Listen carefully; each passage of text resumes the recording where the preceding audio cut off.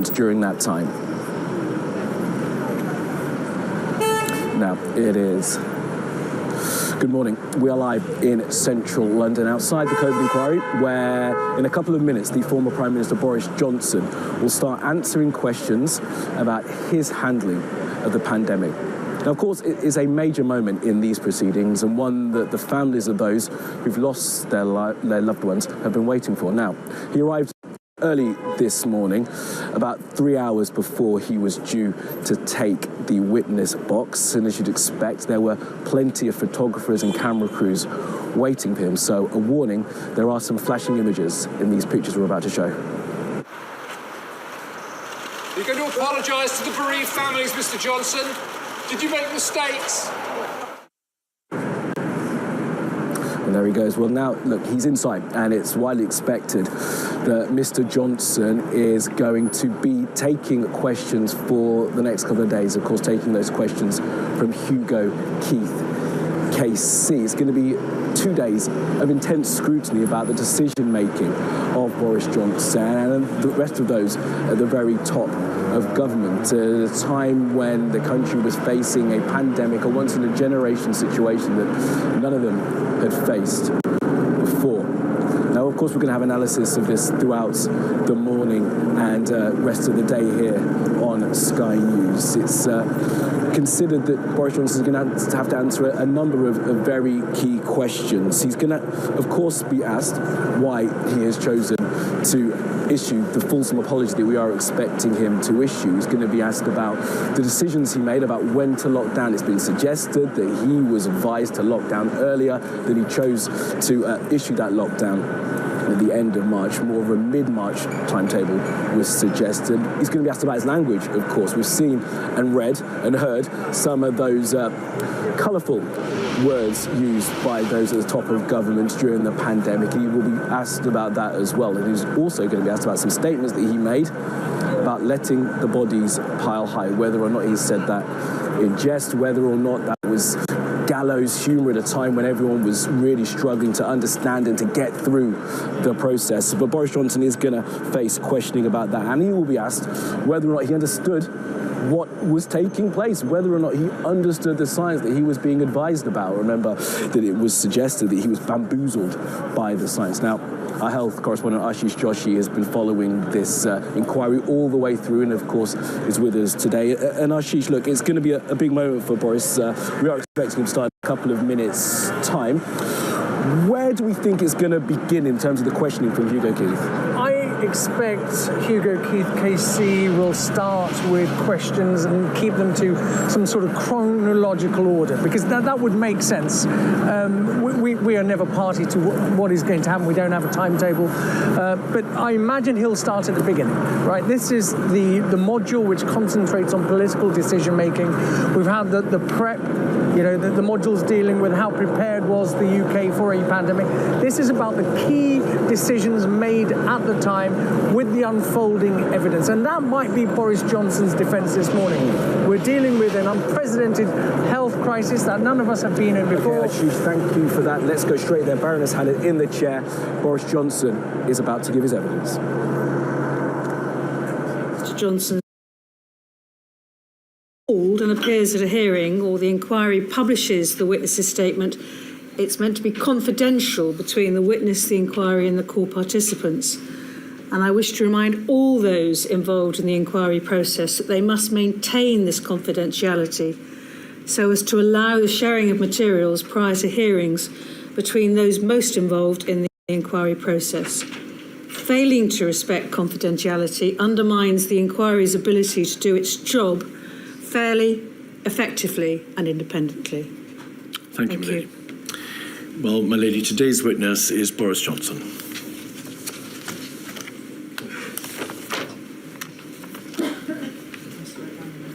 I swear by Almighty God that the evidence I shall give shall be the truth, the whole truth, and nothing but the truth.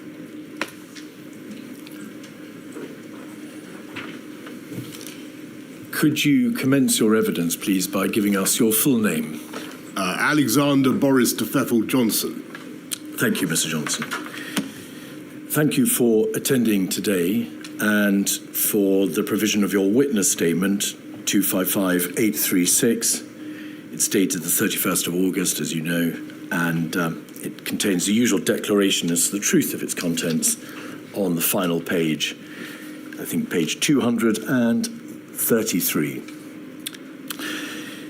Mr. Johnson, you were, of course, Prime Minister between the 24th of July 2019, when you were invited to form an administration following the resignation of Theresa May, MP, as leader of the Conservative Party, and the 6th of September 2022, you having announced your resignation earlier that year on the 7th of July. Is that correct?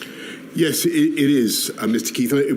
By your leave, my lady, can I just say how glad I am to be at this inquiry, and how sorry I am for the pain and the loss and the suffering Sit down. of Please stop. COVID Johnson. victims. Please sit down. Please sit down, or I'm afraid you'll have to leave the hearing room.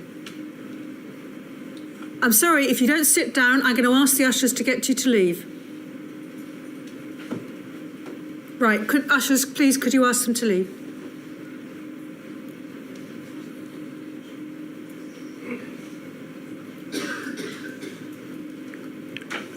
Could I say, by your leave, that I understand the feelings of these victims and their families, and I am deeply sorry for the pain and the loss and the suffering of those victims and their families. And grateful though I am to the hundreds of thousands of healthcare workers and many other public servants and people in all walks of life who help to protect our country throughout a dreadful pandemic, I do hope that this inquiry will help to get the answers to the very difficult questions that those victims and those families are rightly asking, so that we can protect ourselves better, help each other to help protect ourselves better in the future and prevent further suffering. And if it's not too impertinent, may I say, as the person, as you rightly say, Mr. Keith, who set up this inquiry, how grateful I am to you for what you're doing and for the immense care that you're plainly taking.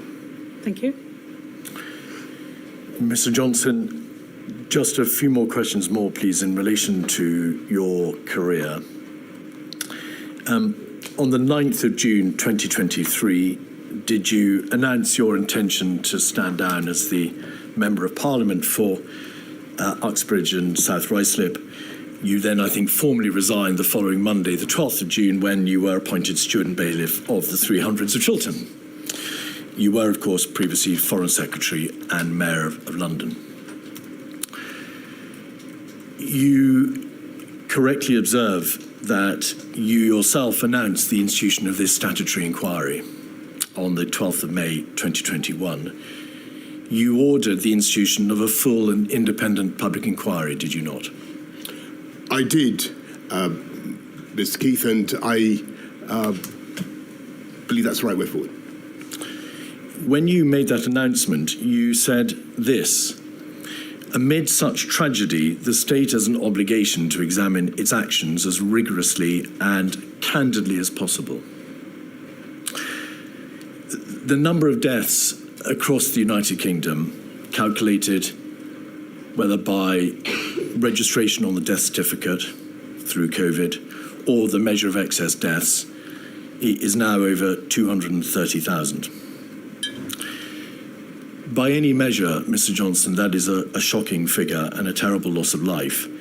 Is that the tragedy to which you were referring when you said, in this tragedy, the state has an obligation to examine its actions? That is certainly the core of the tragedy, yes. Do you agree that if the protection of life is the preeminent duty that every government owes to its citizens, then the number of those who died is an important, if not the most important, marker against which your administration must be measured. I certainly think it was what we were trying to prevent, was the loss of life, absolutely. The virus left in its wake, of course, not just death, but injury and misery, and indirectly through the lockdowns, it left pain and incalculable economic and societal damage. Were those and are those impacts which you also envisaged this inquiry would look at when you ordered its institution? Of course. Do you accept, and we may, I think, presume from your opening remarks that you do you accept that the bereaved and those who suffered, of whom there are very many a number, are entitled to no less than an absolutely full and rigorous scrutiny? Of course. When you made that announcement, you also said that this process will place the state's actions under the microscope, and the government would be required to disclose all relevant information. In light of those words, could I just ask you, please, to confirm what your approach has been to the disclosure of your own COVID-related emails, WhatsApps, and notes? I've done my best to give everything of any conceivable relevance. Has that always been your position, Mr. Johnson? Yes. Could we have 265619, please, page 68? This is a WhatsApp between your former Permanent Secretary Number 10 and then latterly Cabinet Secretary and your principal private secretary, Simon Case, and respectively Martin Reynolds. And the Cabinet Secretary said the Prime Minister is mad if he doesn't think his WhatsApps will become public via the COVID inquiry. He was clearly not in the mood for that discussion tonight. That date, the 20th of December 2021, was just 5 days after you had in fact appointed Milady as the chair of this inquiry. Was there a debate at that time within government as to whether or not your WhatsApps should be disclosed? And if so, whether or not they would become public by virtue of their disclosure in this process? I don't remember the conversation to which the Cabinet Secretary is referring, and I've handed over all the relevant WhatsApps. The inquiry has indeed requested all the key COVID-related texts, WhatsApps, and so on from January 20 to February 22, and it must be made absolutely clear that throughout the course of the litigation in the summer and throughout these proceedings, you have made available, it would seem, everything in your possession. You made clear, I think, through your solicitors, however, that you had a phone which you used from May 2021, and you've made available the WhatsApps and the emails from that phone, therefore, between May 21 and February 22, the end of the period that the inquiry was requesting about. But following a well-publicised security breach, you had not been able to use to access the previous phone because you'd stopped using it and you were fearful that if you tried to access it, you'd delete his data. Is that right? That's right. Were you able to get access ultimately to the contents of that first phone, the old phone? Yes, so we sent it off to some technical people and they activated it. Was there a time gap, as your solicitors have described it, on that phone, a period between the 30th of January 2020 and June 2020, during which time the WhatsApps have not been capable of being reinstalled and disclosed? That's right. Do you know why your phone was missing those 5,000 odd WhatsApps? I don't know the exact reason, but it looks as though it's something to do with the app going down and then coming up again, but somehow not automatically erasing all the things between that date when it went down and the moment when it was last backed up. So I can't give you the technical explanation, but that's the best I'm able to give. The technical report that your solicitors kindly provided demonstrates that there may have been a factory reset of the phone at the end of January 2020 and then an attempt to reinstall the contents later in June 2020. May I just ask you this? Was it you, if that was a factory reset that was done, was it you that tried to reset the phone or not? A factory reset? There is a device or a capability on the phone which allows its contents to be entirely reset. That wasn't you. I don't remember any such thing. All right. And during the course of the litigation this summer between the inquiry and the Cabinet Office, did you, of course, make plain your stated wish that the WhatsApps which were the subject of that litigation should be disclosed, yes, they being your own WhatsApps? All right.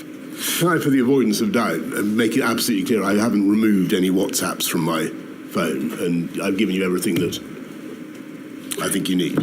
I ask, Mr. Johnson, because this issue has been trailed in the press. Yeah, no, I get you. And it's important that you have an opportunity of explaining why those WhatsApps are not available.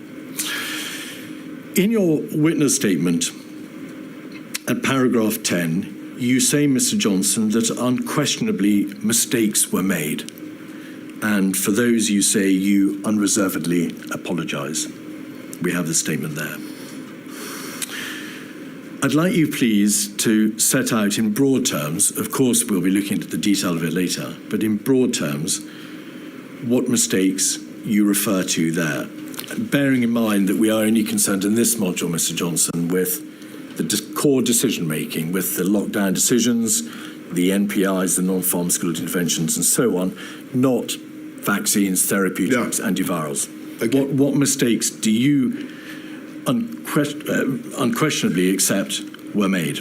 Well, I think if you look at my statement, I point out that we were relying so much on messaging to help contain the virus, and we needed the public to understand the message in as straightforward a way as possible, and they really did, by and large. One problem we had that I mention is that because of the very natural and proper right of the devolved administrations to have their own approach, sometimes there was a bit of so the BBC News would have one message from Number 10, then a slightly different one from Scotland or wherever, and that I think we need to sort that out in future.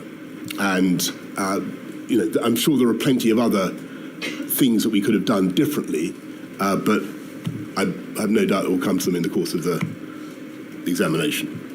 So your position today is, and you appear to refer to it as the first issue, that the primary mistake made rests in the context of the messaging and the communications with the devolved administration. Well, you asked me to cite a mistake that we made. I didn't say that was the primary mistake. What primary mistakes, Mr. Johnson, are you referring to in paragraph 10 when you say there was terrible suffering, but in relation to which, where we failed, I apologise again? For what are you apologising in that statement? Well, I think just to go back to your main point, which is that so many people suffered, so many people lost their lives. Inevitably, in the course of trying to handle a very, very difficult pandemic in which we had to balance appalling harms on either side of the decision, we may have made mistakes. I don't want to try to anticipate the discussion, which I'm sure we will get into, about the timings of MPIs, of lockdowns. Inevitably, we got some things wrong. I think we were doing our best at the time, given what we knew, given the information I had available to me at the time. I think we did our level best. Were there things that we should have done differently? Unquestionably, but I would struggle to to itemise them all before you now in a hierarchy. I'm afraid I think it would be. I'd find it easier to try and explain what happened as we went through. You say in your witness statement, I unquestionably made mistakes. Can you draw a distinction for us, please, between yourself personally and the government? To what extent do you accept personal responsibility as opposed to accepting it on behalf of your administration? So I take personal responsibility for all the decisions that we made. It's obvious, Mr. Johnson, that many of the most difficult and momentous decisions rested upon your own shoulders as Prime Minister. Do you take responsibility for whatever my lady makes of the speed of the government's response in January, February, March of 2020? Of course. And the way in which the various moving parts of the government, the advisory committees, the departments, the agencies and so on responded? Of course. Do you take responsibility for the lockdown decisions, whichever way they went, and their timeliness, whatever my lady makes of them? The manner in which patients were discharged from hospitals into the care sector? Of course. The explosion of the virus within the residential care sector? Yeah. The general speed at which the restrictions were eased? Yes. The Eat Out to Help Out scheme? And then, latterly in 2020, the decision not to introduce a circuit breaker in September or October, or to introduce a tier system earlier when the prevalence of the virus was lower, for good or ill. Yes, though we did have local restrictions from a very early day. Did. May I just ask you, please, this question? Also, you refer to mistakes. It's very important that the inquiry understands to what extent it's accepted that there were mistakes, as opposed to an acceptance that with hindsight, the government could have done better. Do you mean there were failings, things or decisions that you got avoidably wrong, whether because they were the wrong decisions or because your management and leadership meant that the right decisions were less likely to be taken? Or do you mean, with hindsight, you just could have done better? Well, that's a sort of deterministic question, isn't it? Well, it's an important one. I think the answer is that with hindsight, it may be easy to see things that we could have done differently, or it may be possible to see things that we could have done differently. At the time, I felt, and I know that everybody else felt, that we were doing our best in very difficult circumstances to protect life and protect the NHS. It is impossible and arguably improper to attribute any individual death causally to any particular governmental decision, as I know you know, and no possible purpose would be served in such an exercise. But do you accept that overall the government decision-making, not the pandemic, but the government decision-making in response, led materially to there being a greater number of excess deaths in the United Kingdom than might otherwise have been the case? I can't give you the answer to that question. I'm not sure. I noticed that in your opening preamble a few months ago, you produced a slide saying that the UK was, I think, second only to Italy for excess deaths. Correct. That's not, to the best of my knowledge, the case. And I think that all I would say is that many other countries suffered terrible losses from COVID. They did. And the evidence that I've seen suggests that we were well down the European table and well down the world table. That is, of course, no comfort to the bereaved and their families. That seems to be the statistical reality. The evidence before Milady is that the United Kingdom had one of the highest rates of excess death in Europe. Almost all other Western European countries had a lower level of excess death. I've seen. Italy was tragically in a worse position than the United Kingdom. Well, I don't wish to contradict you, Mr. Keith, but the evidence, the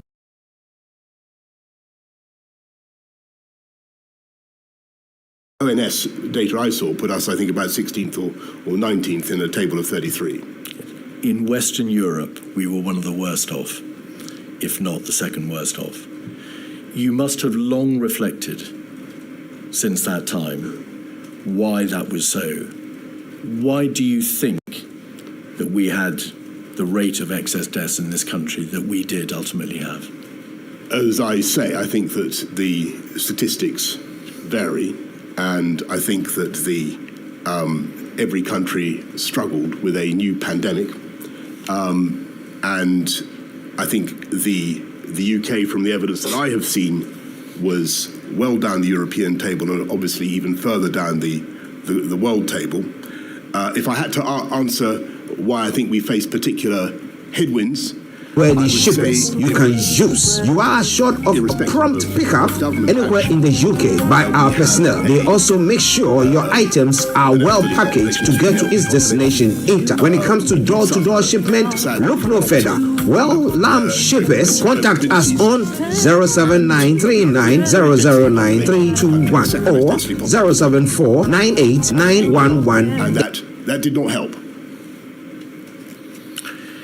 Do you accept that government actions materially contributed to that outcome? It wasn't just a matter of the state of the healthcare system, density, age of population, and, in fact, the geographical location of the United Kingdom. Given that other countries have excellent healthcare systems and face similar problems and ended up in statistically, with more excess deaths per 100,000? The answer is I don't know. I don't know. You're obviously extremely well aware of the argument that the lockdown decisions themselves, cumulatively and individually, contributed to the number of excess deaths. What do you say to that? I say that I don't know, but I'm aware of the arguments that are made. What I would say respectfully to people is that they were very, very difficult decisions, and the issue of the timeliness of lockdowns was clearly one that we considered very hard at the time, and you all have seen from the evidence that there was strong arguments against going too early into lockdowns. Our show is your best source into the property industry. Tune in to On Point here on Star Radio. Remember the arguments that were made, two arguments against early action, and they were the risk of behavioural fatigue and then the risk of bounce back. Tanzania. And the best part is, Sendwave is absolutely commission-free. Our exchange rates are excellent. You can see for yourself by checking them out on our website. So how do you use Sendwave? Sendwave... Effect on me. Could you assist the inquiry, please, with something about the nature of the heavy responsibility which rested on your shoulders? It is perhaps self-evident that only the most difficult and momentous decisions come for the Prime Minister. First transaction. That's correct. The money will be delivered to your recipient within seconds. Feel free to call me on 0749 7377647 at any time. I'll be happy to tell you all about Sendwave and help you in any way I can. Remember to use the promo code SR for £5 free. Say that we should go ahead with the rollout of both Pfizer and AstraZeneca as soon as they've been approved by the MHRA, but there were no. When it came to the, forgive me, Mr. Keith, but when it came to the balancing of the need to protect the public and protect the NHS and the damage done by lockdowns, it was incredibly difficult. Pause there, please.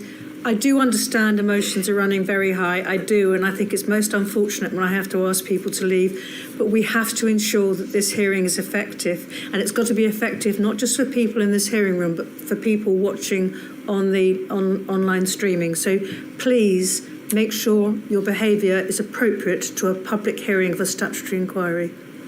Thank you. Sorry to interrupt. No, it's fine.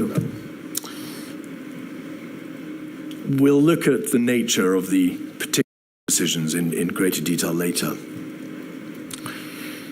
But broadly speaking, so that we know the lie of the land and we know how you approach these issues, were the majority of the most momentous decisions, the decisions, for example, to impose the lockdowns and social distancing measures and so on, were they decisions that were in practice made by you, yes, even if they were affirmed or endorsed by the Cabinet later?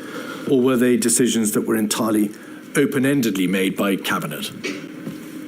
That's a very good question, because I think it was both. A huge number of decisions, because they had to be taken so fast, were funneled up directly to me. But there were also a large number of decisions, and I do think this maybe hasn't come out as much as it should, that were the subject of exhaustive Cabinet discussion. In his witness statement, Michael Gove has said that the wider Cabinet was brought into decisions at times too late and too little. Mr. Javid has said in his witness statement that the Cabinet was designed, in his view, to place Dominic Cummings and the Prime Minister as the decision makers, to centralise power in Number 10. And in his own witness statement, Mr. Cummings has said that the Cabinet was largely irrelevant to policy or execution on account of the leaks, your inability to chair it, and because it was seen by Number 10 as not being a serious place for serious discussion. I don't think that's true. I think there were some really excellent Cabinet discussions about the trade-offs. If I had to make a comment about Cabinet as a whole in terms of the speed of lockdowns, which was what we're talking about, I think it probably would be fair to say that the Cabinet was, on the whole, more reluctant to impose MPIs than I was. That wasn't true for every member of the Cabinet, but that would be a general comment. The lockdown decision of the 23rd of March 2020 was debated, as you rightly say, at great length on the Sunday, on the Monday by the various bodies, but in particular COBRA. But it was debated in COBRA on Monday the 23rd. A public announcement, we'll all recall, was made that day, that evening in fact, and then it went to Cabinet on the Tuesday. So in relation to the first lockdown decision, it's obvious that Cabinet debated it after the event. In relation to the second lockdown, that of November 2020, Mr. Johnson, do you recall whether or not that decision was made by a COVID ministerial committee or by Cabinet? I'm afraid I can't remember the sequence there, but just picking you up on the first lockdown, which was actually a sort of crescendo of measures, I'm fairly certain we had a long Cabinet call at least to discuss it. Well, we'll look at that in detail later. The inquiry's heard a great deal of evidence, Mr. Johnson, about the way in which your secretaries of state would naturally and permissibly come at the same issue, whether to have a lockdown, whether to ease, whether to have a tier system and the like, from different angles. The Secretary of State for Health and Social Care, understandably, would promote the public health consequences and the need to act in the public health. The Chancellor would frequently promote the economic considerations, but all, it's obvious, were aware to greater or lesser degree of the societal and economic harm that would result from the decisions that you were having to contemplate making. Who ultimately had to weigh up and determine the competing public interest considerations, public health, societal harm, economic damage and so on. On whose shoulders rested that debate? That's the job of the Prime Minister, and there's only the Prime Minister that can do that. But I think that wasn't actually a bad way of doing it, to have different interests represented by different Secretaries of State and different departments. Presumably you needed the advice of your close advisors, your Cabinet Secretary, and those in the civil service, in addition to the advice that you were receiving from your Secretaries of State. Could you give, please, the inquiry an indication as to the identity of the persons upon whom you were most reliant in that debate, in that weighing up exercise? Well, I don't wish to embarrass distinguished public officials by naming them. I don't know what the. Well, I find that civil servants, on the whole, are quite happy to remain anonymous. But I can certainly tell you that I had superb deputy private secretary, a mathematician, an economist who's brilliant in understanding healthcare issues, and an absolutely brilliant private secretary for healthcare.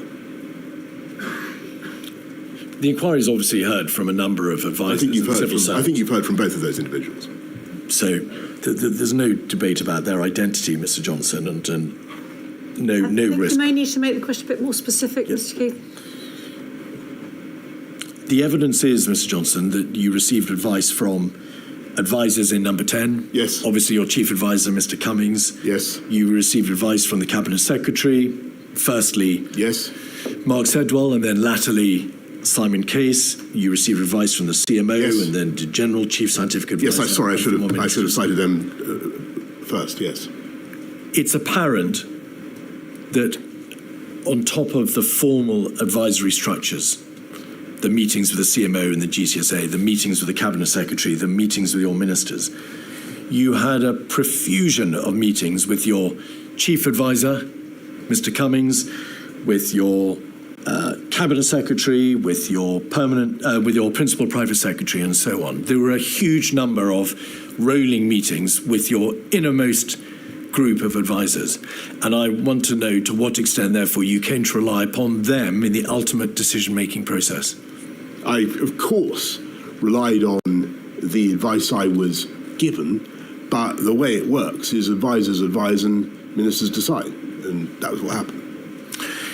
You received a great deal of advice from the Chief Medical Officer and yes, the government's scientific chief advisor. They were a vital source of advice, yes, that's obvious. You were aware that SAGE met hundreds of times, that's to say the Scientific Advisory Group for Emergencies. Did you ever read their minutes, or were you wholly reliant on the CMO and the GCSA to relay to you what SAGE had said? I think I did once or twice look at maybe more than that. I looked at what SAGE had actually said, and SAGE certainly produced a lot of documentation. But I think that the CSA and the CMO did an outstanding job of leading SAGE and of distilling their views and conveying them to me. The SAGE minutes were described as consensus minutes because they were designed to be read at speed, to be able to get to the heart of the issue immediately on reading them. And to send to Africa on your first transaction. The money will be delivered to your recipient within seconds. Feel free to call me on 0749 7377 647 at any time. I'll be happy to tell you all about SendWave and help you in any way I can. Remember to use the promo code SR for £5 free credit. Medasse. Hi everyone, it's your girl BB Clement, the author of How to Go From Employee to Entrepreneur and the host of your weekly business show, BB Means Business, the show where we discuss everything you ever wanted to know about business but you were afraid to ask. How do I start my business? How do I raise the finance? How do I grow my business? Where am I going to find my customers? Join me every Tuesday at 1:30 p.m. on Star Radio UK to get all the information and tips that you need to become a successful entrepreneur and become financially free. Remember, don't let life dictate to you. Rather, put your signature on life.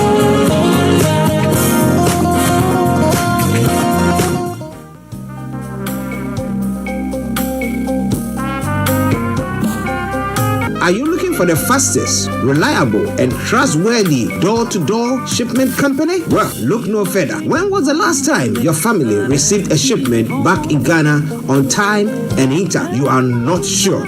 Well, Lamb Shippers, we pride ourselves with being the fastest, reliable, and trustworthy shippers you can use. You are assured of a prompt pickup anywhere in the UK by our personnel. They also make sure your items are well packaged to get to its destination in time. When it comes to door-to-door shipment, look no further. Well, Lamb Shippers, contact us on 07939009321 or 07498911820. Or you can visit our website www.welllamp.co.uk. You can also drop us a mail, info@welllamp@gmail.com. Well Lamb Shippers, fast, reliable, and trustworthy.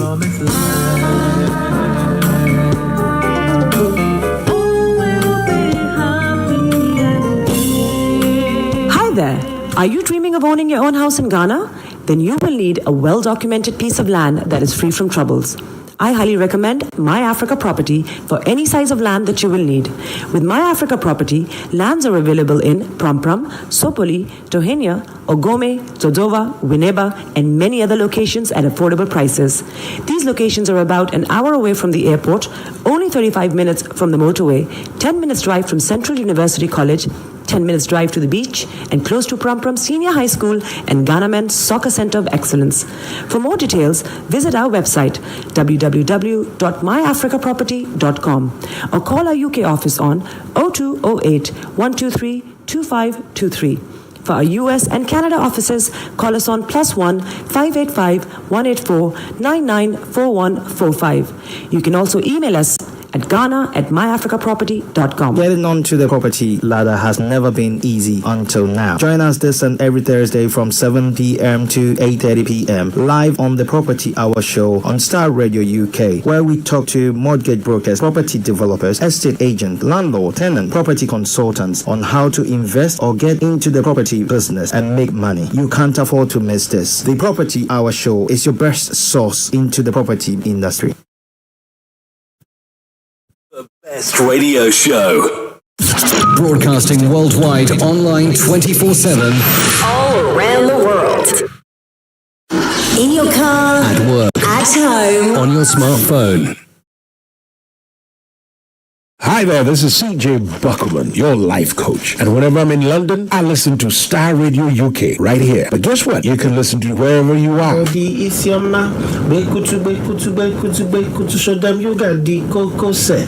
and gentlemen, it's your boy Harry Song, aka Mr. Songs. This is the Kingmaker about for the girls. We're here. This is Star Radio. Don't go nowhere. UK, London. We they call them London for whom? For here, we they call them London. And that's how you know. Just have fun. Stay blessed. Broadcasting worldwide, online 24/7. All around the world. In your car. At work. At home. On your smartphone. This is Star Radio UK. Are you ready to turn it up? 10, 9, 8, 7, 6, 5, 4, 3, 2, 1. Birds flying high, you know how I feel. Sun in the sky, you know how I feel. Breeze drifting on by, you know how I feel. It's a new dawn, it's a new day, it's a new life for me. And I'm feeling good. Hey there, this is Archie, and it's a Star Radio UK and the Morning Show.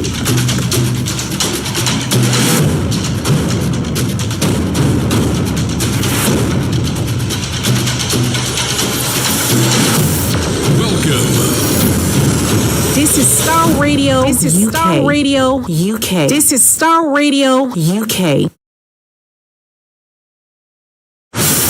Welcome.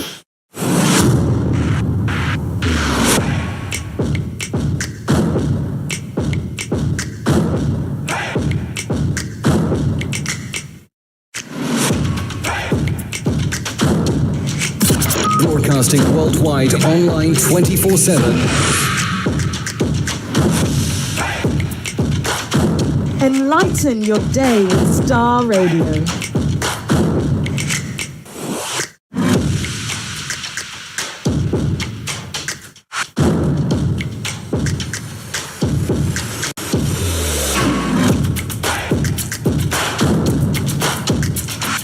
Star Radio. Radio for the people, by the people.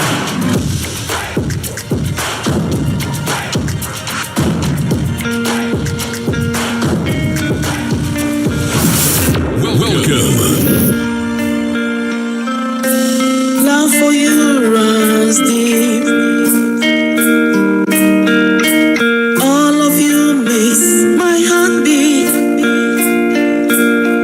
You make a doubt they fade. Jesus, and that's what makes you great. You hold the world in your hands. The hand that made me who I am. Same God now, yesterday, and forevermore. And that's what makes you great. You are God. You will never change. You remain the same to the end. To the end. You are God. One who took my pain, took away my shame. Lord, you reign. That's why forever call you great. Okay, let me say massive good morning, good afternoon, good evening, good dawn to you, wherever you might be on planet Earth, and those of you on other planets as well. I want to salute each and every one of you and welcome you once again to the Wednesday edition of the morning show. Today is Wednesday, the 6th day of December, the year 2023. That means that how many days for the Christmas? Love for you runs deep. And as my producer would say, it is just exactly 19 days. But wherever you are, I want to welcome you. We got something special for you today when it comes to everything that you need to know pertaining to what is happening from across the globe.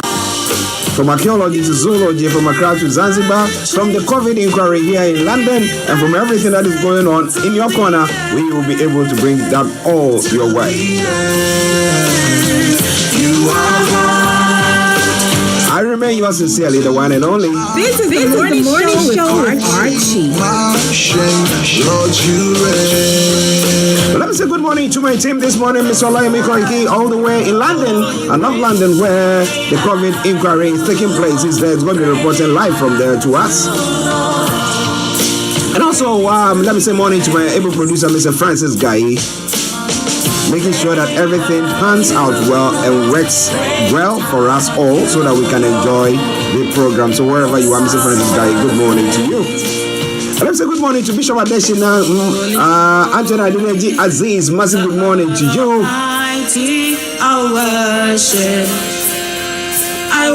To Olakunle, good morning. Aziz, good morning. Chasino, all the way in Moscow. Chasino, long time no here. I hope you are doing very well too. And also, let me say good morning to Rachel. I want to say Rachel, I hope you are doing well as well. Kofi Ali, good morning. Anton, my apologies. Felix Sonway, good morning to you. Kojo D, good morning. Dr. Morton, good morning to you all. Jesus. Well, it is the Wednesday edition of the morning show. So default position, press with time, because we have to finish everything that we're doing by 12 o'clock to take you to the House of Parliament for the Prime Minister's question time. So what wherever you are this morning, don't touch the dial at all. Don't think of touching the dial at all, because I'm going to bring you everything from archaeology to zoology, from Accra to Zanzibar. It's making the headlines. We're going to touch on it. But share the broadcast with your friends and loved ones and invite them to like our pages as well. Okay, so let's crack it. Now, I'm going to bring you the code for the day, the weather forecast will follow suit, then the travel updates. We'll move on from there to have a look at some of the stories making the rounds across the globe. It's known as global trotting. Then at 11 o'clock, we'll join Mr. Koikimedia in North London at the COVID inquiry, where he'll be reporting live from, giving you some sneak views of what the former Prime Minister Boris Johnson has been saying. At the moment, we know that he's apologized for the mishaps or whatever happened due to the COVID.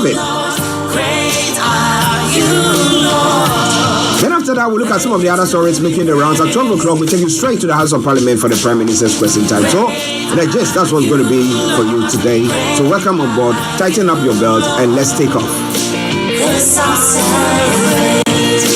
Playing in the background, something from Edith Morrison, and it says, what makes you great? What makes God great? Okay, so moving on straight. The quote for the day says what? Your time and resources are limited. Invest them wisely. Your time and resources are limited. Invest them what? Wisely.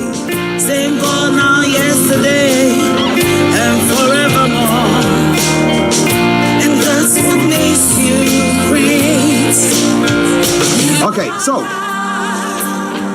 You will never change. on the weather front this morning, well, it's all gone, it was all foggy whilst on our way to the studio. It was quite foggy that we had to do a little, but you know what? It's been good. But top temperature is 6 degrees and the lowest is going to be 3 degrees. But let me tell you details of what is happening here in London and the southeast of England. This afternoon will be dry and bright with plenty of winter sunshine around and just a few patches of light cloud drifting by. Now we'll have this evening as well, where we'll see thick clouds building in from the west, followed by a band of showering or heavy rain, remaining wet until dawn and turning increasingly breezy. As I said earlier on, there's going to be mist, top temperature 6 degrees and the lowest 3 degrees. There's going to be light winds as well. UV level, low pollution, low sunset, 15:53 and sunrise for tomorrow morning, 07:50 hours. It's all coming your way from Star Radio, okay? Your favorite African and Caribbean radio station in London. Okay, so now let's move on straight to the travel update. Let me tell you what is happening there as well. Keep your eyes on the roads, keep your eyes on the roads as we bring you all that you need to know when it comes to your travel. Now on the underground this morning, Central Line has got minor delays. That aside, all the others are running a good service. And now the London Overground has also got minor delays, so check before you leave. DLR and London Cable Car are DLR and London Tramlink are running a good service. On the major roads in London too, we have A40 and South Circular A205 that has got serious delays. So if you can avoid them, do your best to do so. Also, the river bus this morning has got the Woolwich Ferry still running a reduced service. That aside, all the others good service there. The London Cable Car is also running a good service. So far, so good. But as we say, keep your eyes on the roads. Keep your eyes on the roads as we keep you navigating. Now we move on straight to the final segment of the travel update, and that is the National Rail. And what have I got for you on the National Rail this morning? Let me tell you. Now, Manchester West Coast has got minor delays. C2C Special Service, Chiltern Railway Special Service, East Midlands Railway Special Service, Gatwick Express no service, Great Northern Railway Special Service, Great Western Railway Special Service, Greater Anglia Special Service, Island Line has got no service, ScotRail Special Service, South Western Railway Special Service, Southeastern no service, Southern Special Service, and finally Thames Link Special Service as well. That aside, all the others are running a good service there. And as I will say it once again, say it loud. Good morning, good afternoon, good evening, good dawn to you, wherever you might be on planet Earth. Enjoy your coming for today. But you know what? Continue to keep those eyes on the roads. Great are Getting onto the property ladder has never been easy until now. Join us this and every Thursday from 7 p.m. to 8:30 p.m. live on the Property Hour Show on Star Radio UK, where we talk to mortgage brokers, property developers, estate agents, landlord, tenant, property consultants on how to invest or get into the property business and make money. You can't afford to miss this. The Property Hour Show is your best source into the property industry.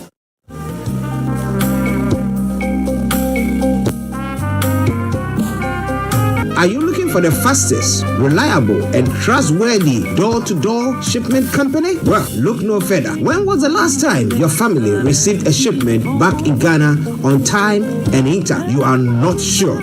Well, Lamb Shippers, we pride ourselves with being the fastest, reliable, and trustworthy shippers you can use. You are assured of a prompt pickup anywhere in the UK by our personnel. They also make sure your items are well packaged to get to its destination in time. When it comes to door-to-door shipment, look no further. Well, Lamb Shippers, contact us on 07939009321 or 07498911820. Or you can visit our website www.welllamp.co.uk.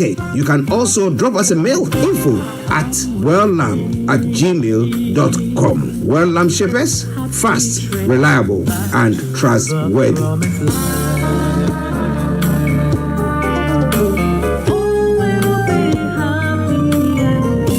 This is the morning show with Archie. Everywhere you go, Afrobeat reggae dancehall taking over. Everywhere you go, Afrobeat reggae dancehall taking over. Yo, what's up, people? This is a boy Raskin Bobo One. Tune in every day, every night at the Star Radio UK with the big man them Archie. When I say Orta, you say fire. Welcome back to the program. It is all coming away from Star Radio UK, your favorite African and Caribbean radio station in London. I bring you the time now to exactly 8 minutes to the top of the hour, and it is the Wednesday edition of the morning show, and it's time for Global Trotting. Okay, at exactly 11 o'clock, we'll be having Mr. Olaimi Koiki at a COVID inquiry where he will be bringing us everything that you need to know this morning. So wherever you are, don't you go away. Okay, so let's crack on.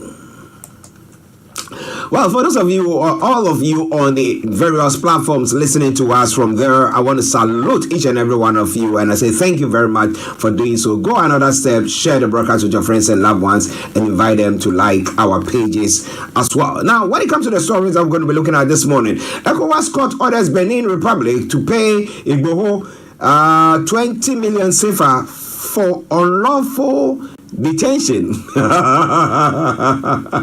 Okay. Now, that will be an interesting one. We'll be following it very, very closely. Yomi was going to give us some updates on that because it's quite interesting. Now, when it came to what we were expecting the Nigerian government to do, they decided they were not going to do it. We know that the DSS has not done it. They've rubbished whatever was said when it came to the destruction of his property. I think it was, awarded how many millions, 20 million, or I've forgotten how much he was awarded in the courts in Nigeria. However, we don't know what is going to happen to it. Let me say good morning to DZ. How are you doing, sir? Okay, now, ASU to Tinubu, frustration, mass resignation, hitting public varsities, and a Kaduna bombing. Army chief apologizes as victims get mass burial. Reps issue arrest warrant on CBN governor, accountant general.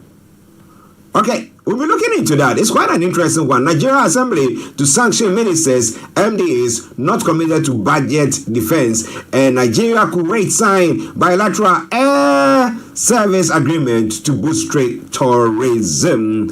Dizzy Man 123 says, good morning, comrade Olayomi Koiki and comrade Archie. Good morning to you, comrade Dizzy Man 123. Yes, we thank God we are all alive, well, and kicking as well. Okay, now let's move on to some other stories making the rounds, because Yomi is going to be joining us from the COVID inquiry in North London, where it's going on, where we have the former Prime Minister Boris Johnson there. In other stories making the rounds on the African continent, Chad referendum campaign divide polarized political classes. And then new treaty signed to send asylum seekers in the UK to Rwanda. It's one of the stories making the rounds there as well. Troops from Germany withdraw following end of UN mission in Mali.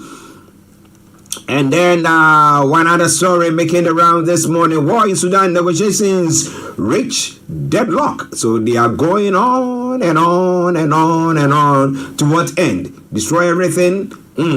That's well. Let's move on to some other stories making the rounds. A giant billboard of Bawumia's 2015 tax tweet goes up in Accra. Now, when he was then running mate of the current president, that is Akufo-Addo, there were some tweets that he tweeted. Well, and it's the NDC has resorted to increasing taxes and I cannot see the rest to read well, but now they are also doing the same, and people are saying they are worse off than what they are saying. So let's see what happens on that front. Well, it's all coming away from Star Radio UK, your favorite African and Caribbean radio station in London. And I'm moving on to some other stories making the rounds this morning as well in other parts of Africa. Okay, still in Ghana, Human Rights Coalition allows Cardinal Texas comments on LGBTQ. And then Aisha Wan's judgment, Attorney General to appeal against High Court sentencing. Okay. And then mining law must go after chiefs, landowners who give out lands for galamsey. Sitting at the Pious Injunction, OSP request for 2 weeks adjournment has been granted. Okay, those are some of the stories making the rounds there as well. But when it comes to other parts of the world, Israel settler violence brings destruction and fear to West Bank. Israeli settler violence has brought destruction and fear to West Bank. Attacks including fatal shootings of Palestinians by Jewish settlers have risen sharply since the 7th of October. We eat once a day. Gaza civilians desperate as ground fighting intensifies. The U.S. sanctions extremists over West Bank attacks. The U.S. says it will impose visa bans on Israelis and some Palestinians over the West Bank violence. Now, stopping Trump is motivation for second term. That's what Biden is saying. The U.S. president says he is not sure if he'd be seeking a second Trump where seeking a second Trump were it not for Donald. Oh, okay. A second Trump were it not for Donald Trump. That's what he's saying. So, but for Donald Trump, he wouldn't have stood for or threw his heart into the ring for the election that's going to be taking place next year.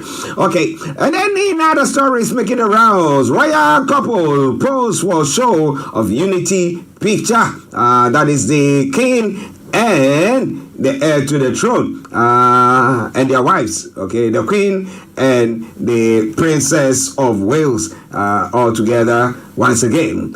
And couple devastated by migration visa rule changes. New rules will make it harder for British citizens to live in the UK with a foreign partner. Okay, and Rwanda treaty deals with legal concerns, cleverly says. The Home Secretary says Rwanda is committed to the safety of anyone sent there as part of the government migration deal. Now, woman killed and 2 wounded in London shooting. A murder investigation is launched as a woman dies and a man and a teenage boy are injured. What took place? UAE to extradite UK trader Sanjay Shah to Denmark. The money Danish authorities are seeking to recoup over fraud charges amount to nearly 0.5% of the country's entire GDP. That is not chicken feed. Oh boy. But listeners, this is all coming away from Star Radio UK. It is your favorite African and Caribbean radio station in London. Just a minute to 12 the time, and we are going to be looking at some of the stories making the rounds this morning. So wherever you are, don't even think of touching the dial. Enjoy this music, and I will be with you. And it is from Kofi Boham. It says, eggs in one basket. Yes, you can only do so when you are sure of the one whom or which basket, who holds or who is holding that basket. Enjoy it, and I'll be with you.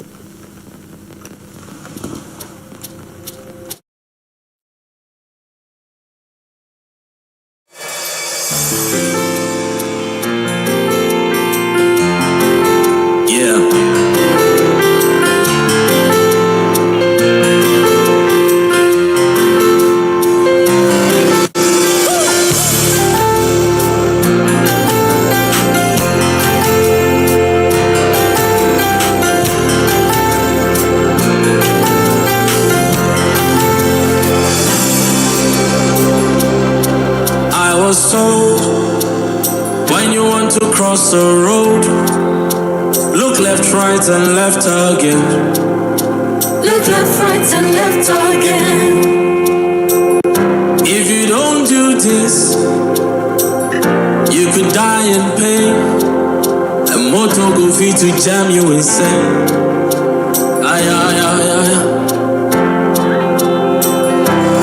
But one day I saw you when you called my name, and I took no precautions to look elsewhere.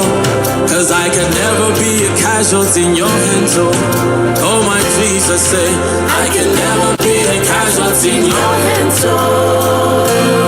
You have not let one person slip. I can never be a casualty in your hands, oh. I am my safest with you. I can never be a casualty in your hands. I can never be a casualty in your hands, oh. Nobody has been. I will not be the first. I will never be. I can never be a casualty in your hands, oh. No, no, no, no, no, no, no, no. Cause I have put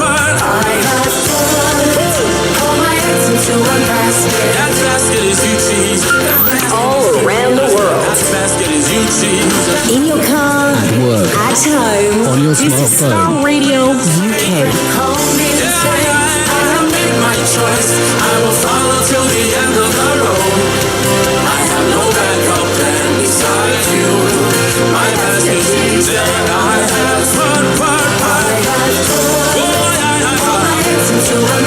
that basket is you, Jesus. That basket is you, Jesus. Sing, they can call me and say, I have made my choice. I will follow till the end of the road. I have no backup plan besides you. My basket is Jesus.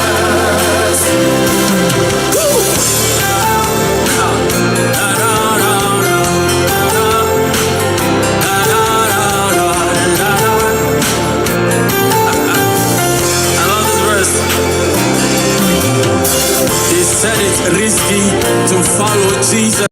I tell them, leave me, it's not your business. You choose to drink beer, I choose communion. You spend your money on fun, I push the kingdom. You like to follow the girls, I love to win souls. You make your sacrifice, I choose to pay tithe. So don't advise me, think on your own life.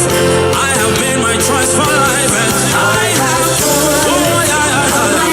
that basket is you, Jesus. That basket is you, Jesus. Sing, they can call me. They can call me. I have made my choice. I will follow till the end of the road. I have no backup plan beside you. My basket is Okay, you listen to Star Radio UK, your favorite African and Caribbean radio station in London. I'm bringing the time now to exactly 3 minutes at the top of the hour. And it is the Wednesday edition of the morning show where I am getting myself ready to go where? To London, north of London, where the COVID inquiry is taking place, where I've got my own colleague and co-presenter, Mr. Olayomi Koiki, at the moment, where he's going to be bringing us everything that you need to know when it comes to the COVID inquiries. But don't you worry, we're going to be bringing you some lovely tunes this morning, wherever you might be, or tunes, let me put it that way, during the course of the program. But for now, let's go straight to Yomi, who is in North London, where he's going to be bringing us all that updates that you need to know. Yomi, morning. Central London, my apologies. Central London, you know me. I've been moving around too much, so. How are you doing, sir?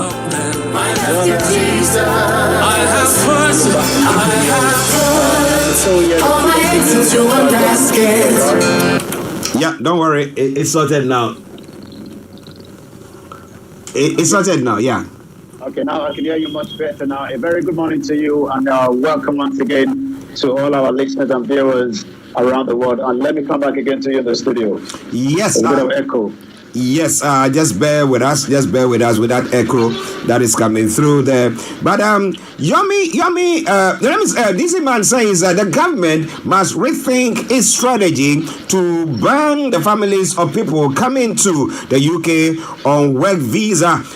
This divide and rule is not promoting well-being of families caught up in the week's legislation, and that's quite a worrying development there, because how many families or people have got that money, that amount of money where you have to show for that you are earning up to about 38,000 before you can have your partner joining you. But what?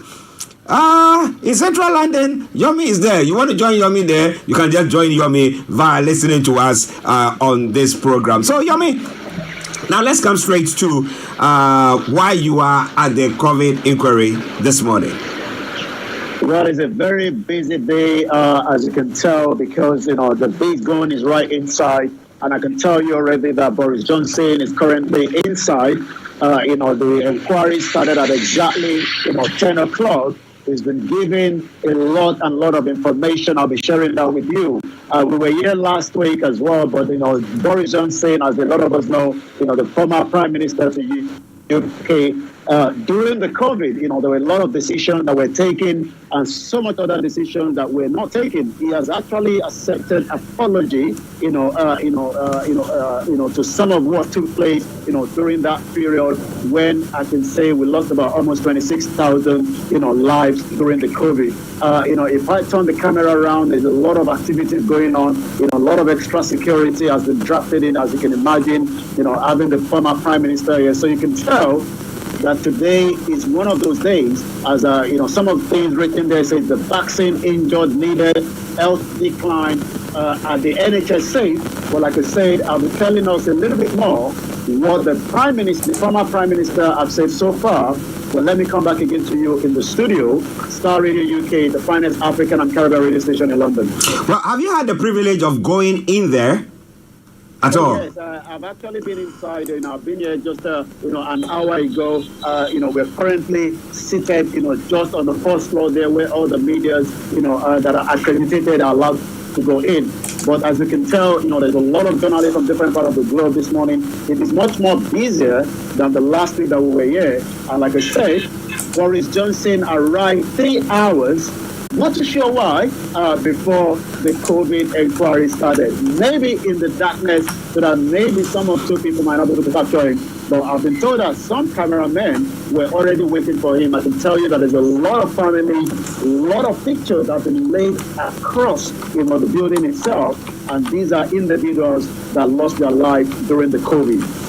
Well, listeners, as we said last week, here they'll do this inquiry to help so that subsequent ones that will happen in the future, we are able to curb it or find the mistakes that we did and what we did right, so that we can do everything to make sure that it pans out well next time if anything of the sort happens. But are we going to be seeing anything like that in Africa, in Nigeria, in Ghana, in Togo, in Benin, in any of those countries? I'm not sure about that. But we'll be telling you more about all that because this evening Yomi will be coming back to tell you all that you need to know when it comes to the Niger voices, and I bet he will be giving you some more information from there. But before I come to Yomi on the substantive issue that we're looking at this morning, after that, this man 123 says after this inquiry, lessons will be learned and recommendations will be made and followed so that we're better prepared for the new pandemic. And that is why exactly I said earlier on. How true is that? But when it comes to Africa, I bet you if there's another pandemic, we'll be wallowing and scratching the bottom of the barrels as if we were not there when the first one did happen just a few years back. But whatever it is, let's see. Now, let's go to the updates that we're going to be bringing you from Nigeria. Now, interestingly, the ECOWAS court has ruled that Benin should compensate Chief Dr. Sunday Igboho an amount of 20 million. Is it euro or CFA? Yeah. Yomi, do you think they're going to do that? And why? What are the lawyers saying? Well, yesterday was a great news, especially for those that have been campaigning, for the Yoruba self-determination. And, as we were, day before yesterday, we were talking about, the mother-in-law of Dr. Chief Sunday Igboho that died. But I can confirm to you that after 2 years and a half, ECOWAS, court in Abuja has now said that Dr. Chief Sunday Igboho's arrest, detention, was against the international law. Remember that he was traveling after he was almost going to be assassinated by the Nigerian federal government, during the former President Muhammadu Buhari. But what we have seen yesterday indicated what we have been saying for the last 2 years, that the right to self-determination is allowed, but it seems that, the previous administration disagreed. So the ruling that came out yesterday has brought in a lot of jubilation, also, the jubilation that, this is an innocent man that was almost going to be persecuted, for the fact that he wanted, the best, not just for himself, but for as many innocent lives that have been killed by the terrorists operating in Nigeria. But like I said yesterday, when the ruling came out, we can also say that maybe later on this evening, we might have, one of the legal team that will be speaking to us on Niger Voices. They're going to confirm that fact. But I can confirm to you that, the court condemned the arrest, also the detention. Remember that Dr. Chief Sunday Igboho, was detained for a very, very long time in Benin Republic until he was able to regain, his freedom that allowed him to travel back to Germany. But I can say to you that yesterday, the message of hope literally traveled quickly to almost every part of the world, indicating that this man has been persecuted, and also we hope that the 20 million CFA will be paid. I spoke to Chief yesterday. He's not really more concerned about the payment, but getting his name cleared, which is one of the most unique things that you can think of. He has been labeled, he has been tossed, he has also been put in a situation that he said, whatever has happened, he just accepted his fate. Whatever has happened, he has accepted his fate, and now he is in Germany. But is it his legal team who filed that suit against the Benin Republic? Yes, this case has been quietly going on, prior before, the result came out yesterday. So, like I say, one of the legal team will have the privilege to speak to us, during the course of the Niger Force, program later on tonight. But like I said, while the legal team were working, remember that Professor Adebanji Akintoye, the leader of the Yoruba Self-Determination Group, insisted that he was not going to be leaving Benin Republic, until Dr. Chief Sunday Igboho regained his full freedom. And I think now that, we can confirm that the legal team, we have a lot of names from the legal team, like I said later on tonight, because we're pressed with time, we have to go to the PMQ later on as well. We can confirm that the legal team that have worked tirelessly, to get this. The court condemned the arrest, the detention, ruling that it was done in violation of international law, which the Republic of Benin is signatory. Dr. Chief Sunday Igboho must now be paid 20 million CFA, for such as well. This was released by Mr. Gani Alagbala, the spokesperson for Professor Adebanji Akintoye. Star Radio UK, I'll come back again to you in the studio. Yes, listeners, Mr. Olaimi Koike in central London. I'm actually here in the South Studios, where we bring you updates from Nigeria on the Wednesday edition of the morning show. Now, let's move on to some other stories because we are pressed with time, but I can assure you that this evening on the Niger Voices, Yomi is going to bring you every other thing, and you have the ample time to contribute or say whatever you want to say on that program. So, but for now, we need to just move on quickly. Now, the House of Representatives Committee on Public Petition has issued a warrant of arrest on the Central Bank Governor, Oleyemi Cardoso, the Accountant General of the Federation, Mrs. Oluwatoyin Madem, and 17 others. Now, we have MFLA whose troubles has not gone down yet. However, now we have another one, the current CBN, who is also being pursued. I mean, why is he being pursued?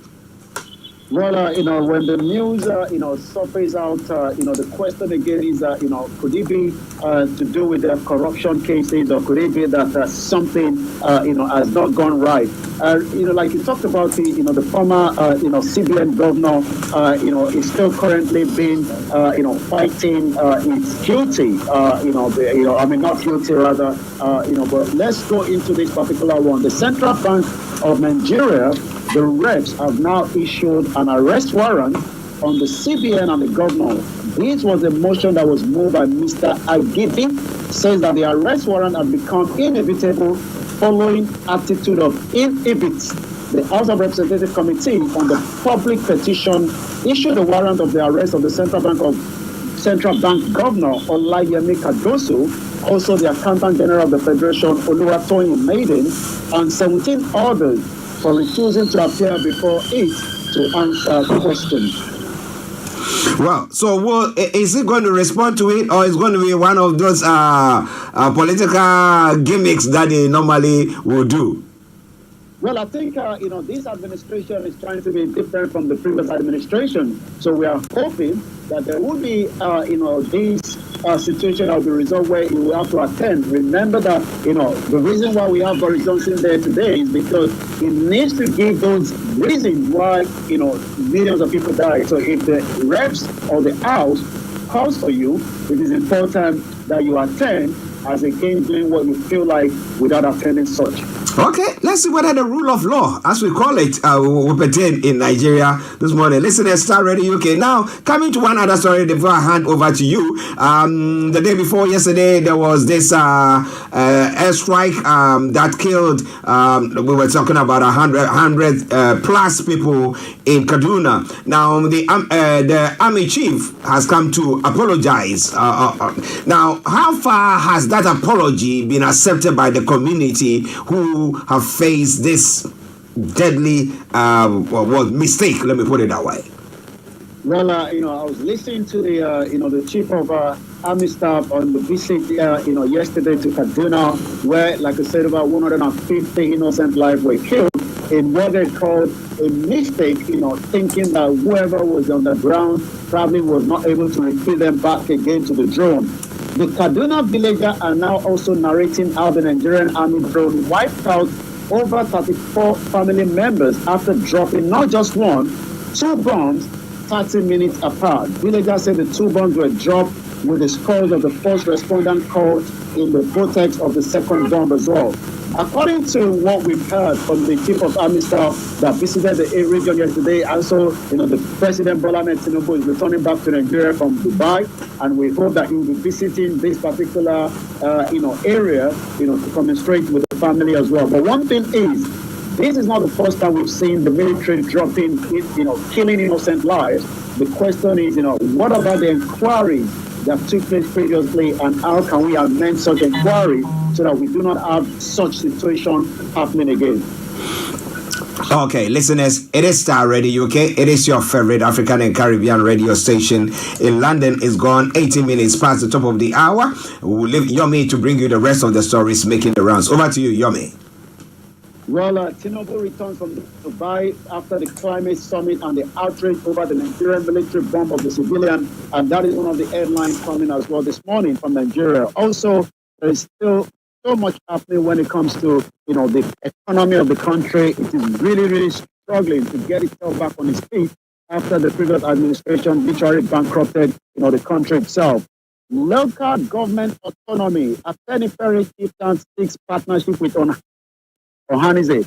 The question is, whether the Constitution will allow, for us to have what we call, a local government autonomy. Without a full autonomy, we cannot get, the 774 local government up and running. So let's look into that because, this is one area that many Nigerians are hoping that something will happen with this administration. So like I said, also, there's also so many other news, but let's touch on that. The chieftain of the Apprearing, Adebayo Udunowo, has said that the social cultural group must learn to evolve and move with the time to continue to be relevant. Udunowo also lamented the neglect and the relegation of the Yoruba language warning of its dire consequences on the preservation of the tribe's rich history and cultural identity. The APC stalwart, according to the statement on Tuesday, spoke with receiving members of the Apprearing from the Ikene and Odogbolu local government. Socio-economic sister dies at the 90th funeral rite begins today. I'm sure none of us know Professor Wole Soyinka, the Nobel laureate. Tuniola, and the older sister of the Nobel laureate has died at the age of 90 in a state released by the family. May her soul rest in peace. Let's go further into some of the other headlines. Patient has literally fled Ogun State Hospital over unpaid medical bills as well. So as you can tell, many Nigerians are struggling when it comes to the medical bills, and as many are now looking for alternative to other medical treatment to be able to treat whatever illness that they've got. A footballer slumps and died during training is one of the headlines as well. Court remand Kwara herbalist accomplice for rape and arson. Woodlands attacked Lagos tax team at Tinkan Port.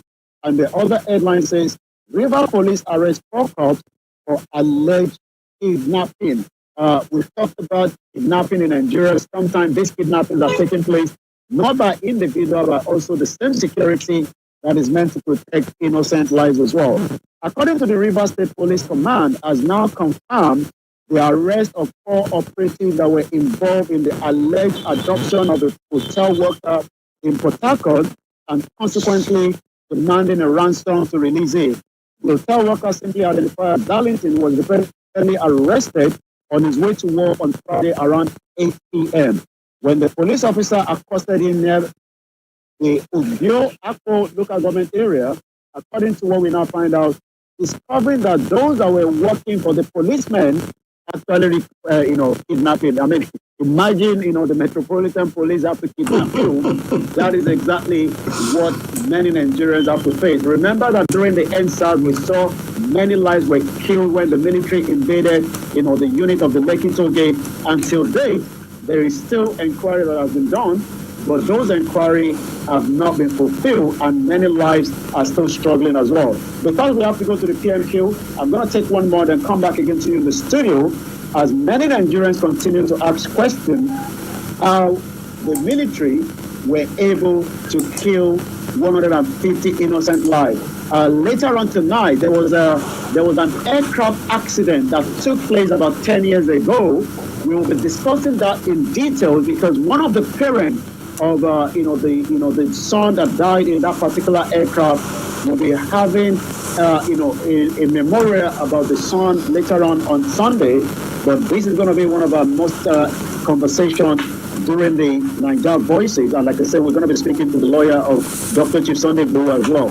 Also, we'll be discussing the climate change. What does the climate change mean for Nigeria and Africa as a whole? Star Radio UK, I'll come back now to you in the studio, Mr. Archie. Yes, listeners, Mr. Laimi Koikina, North London Studios. My apologies. In Central London, reporting live from the COVID inquiry in Central London. Let me say morning once again to Oluyomi Tosino, our Russian rep. Yes, he's our ambassador there in Moscow. I hope you are doing very, very well. I know it's cold there, isn't it? Yeah. Well, you see, Yomi, he's putting on his scarf. Today is a bit milder for us, but we are still prodding on. Yes. Okay. Yomi, just a quick one. Now, yesterday we did talk about the fact that there have been several killings of civilians by the military that way, call it mistakenly. Okay.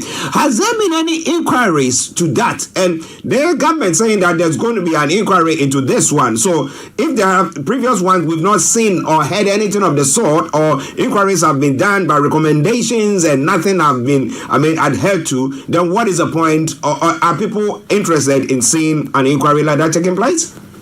Well, since we have a new administration in place, so the expectation would be that this kind of inquiry that will be, ongoing during this administration, and probably maybe a review of some of the other inquiries as well will happen. Yes, many Nigerians believe that inquiries have been done But when it comes to, the practical, making use of it, I mean, we're talking about an inquiry that is currently taking place today, tomorrow, and a couple of more weeks to come. But when it comes to, making sure that whatever the outcome can be used so that we do not have, such similar incident happen again. I mean, this is not the first time that the Nigerian military are bombing innocent Nigerians, but this time around, you could tell that something literally went wrong, and 2 bombs in the space of 30 minutes killed over 150 innocent lives.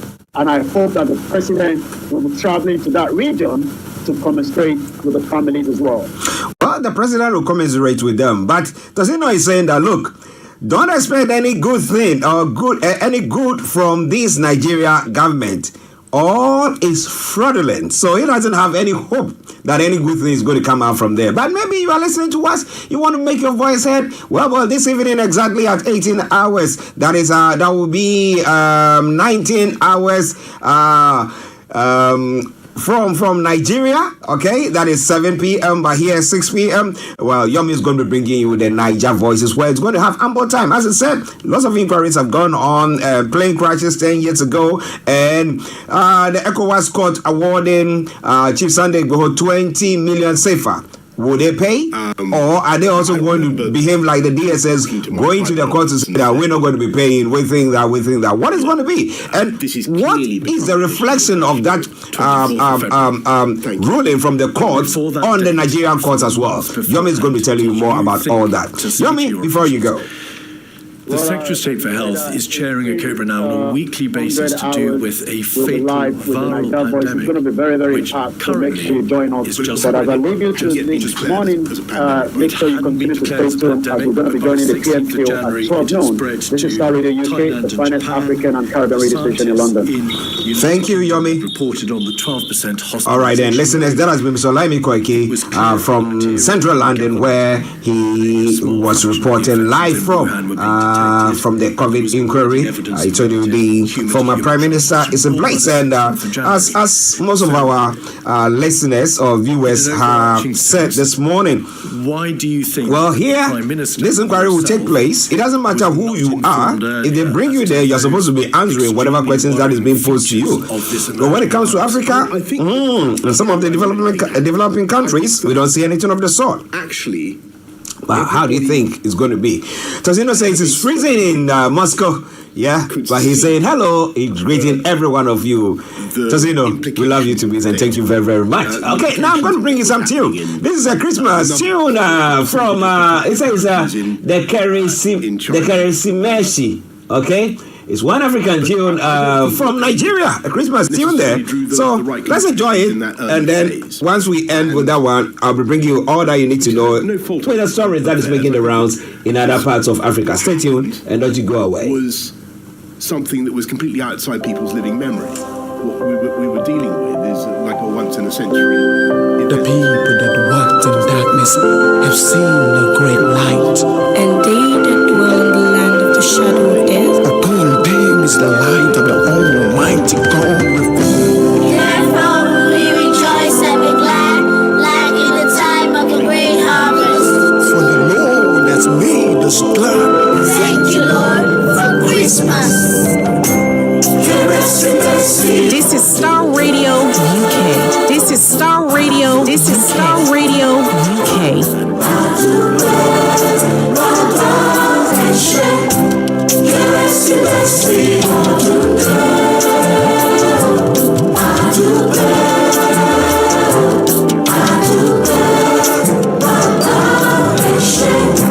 And the angel of the Lord said unto Mary, you shall bring forth a son, and you shall call his name Jesus. This is Star Radio. Star Radio UK. The same Jesus who was born of the Virgin Mary, he is the Son of God, the image of the invisible God, the firstborn of every creation, the joy of the world.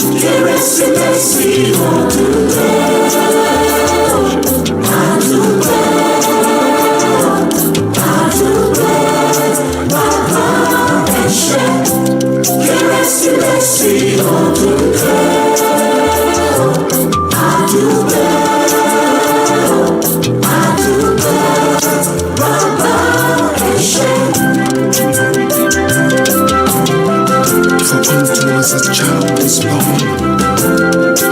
a sign was given, and the government should be upon his shoulders, and his name should be called Wonderful Counselor, the mighty God, the everlasting Father, the Prince of Peace, Jesus.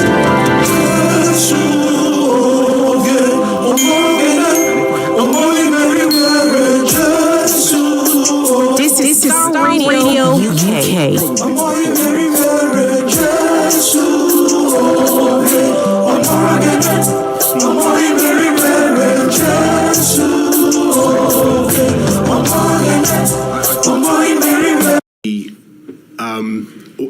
A human natural response of people based on what they had themselves seen and observed in their lifetimes.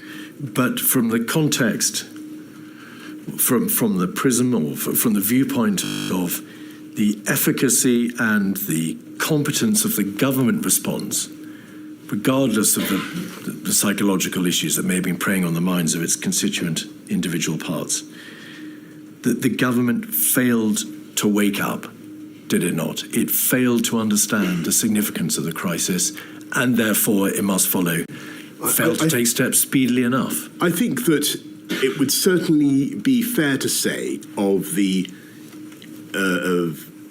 me, the entire Whitehall establishment, scientific community included, our advisors included, that we underestimated the scale and the pace of the challenge.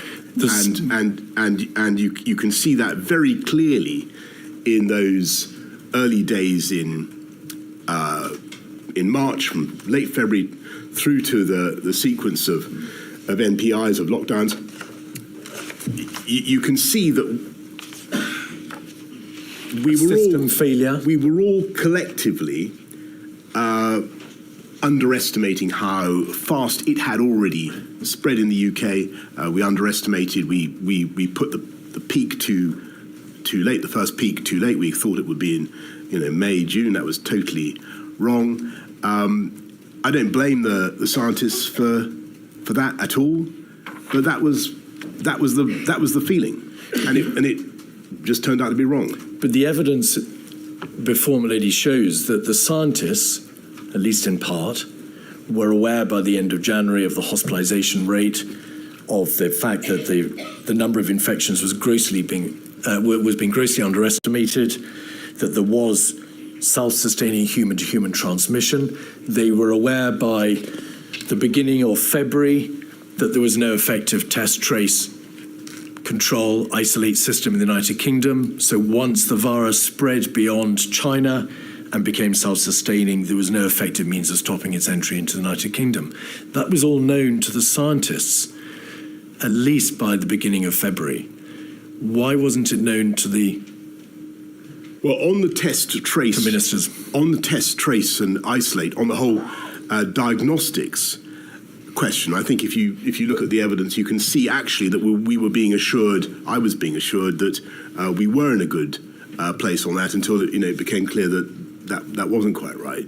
But I'm asking you about the system. Forgive me. I'm asking you about the system. If the scientists knew and had the data from which the government could draw the proper conclusions, why didn't the government systemically, I think, rise up in light of these alarm bells and do something? Well, I don't wish to say that we were oblivious, because we weren't, and actually a lot of work went on, a lot of planning, a huge amount of discussion. So I think I'm talking quite a lot now.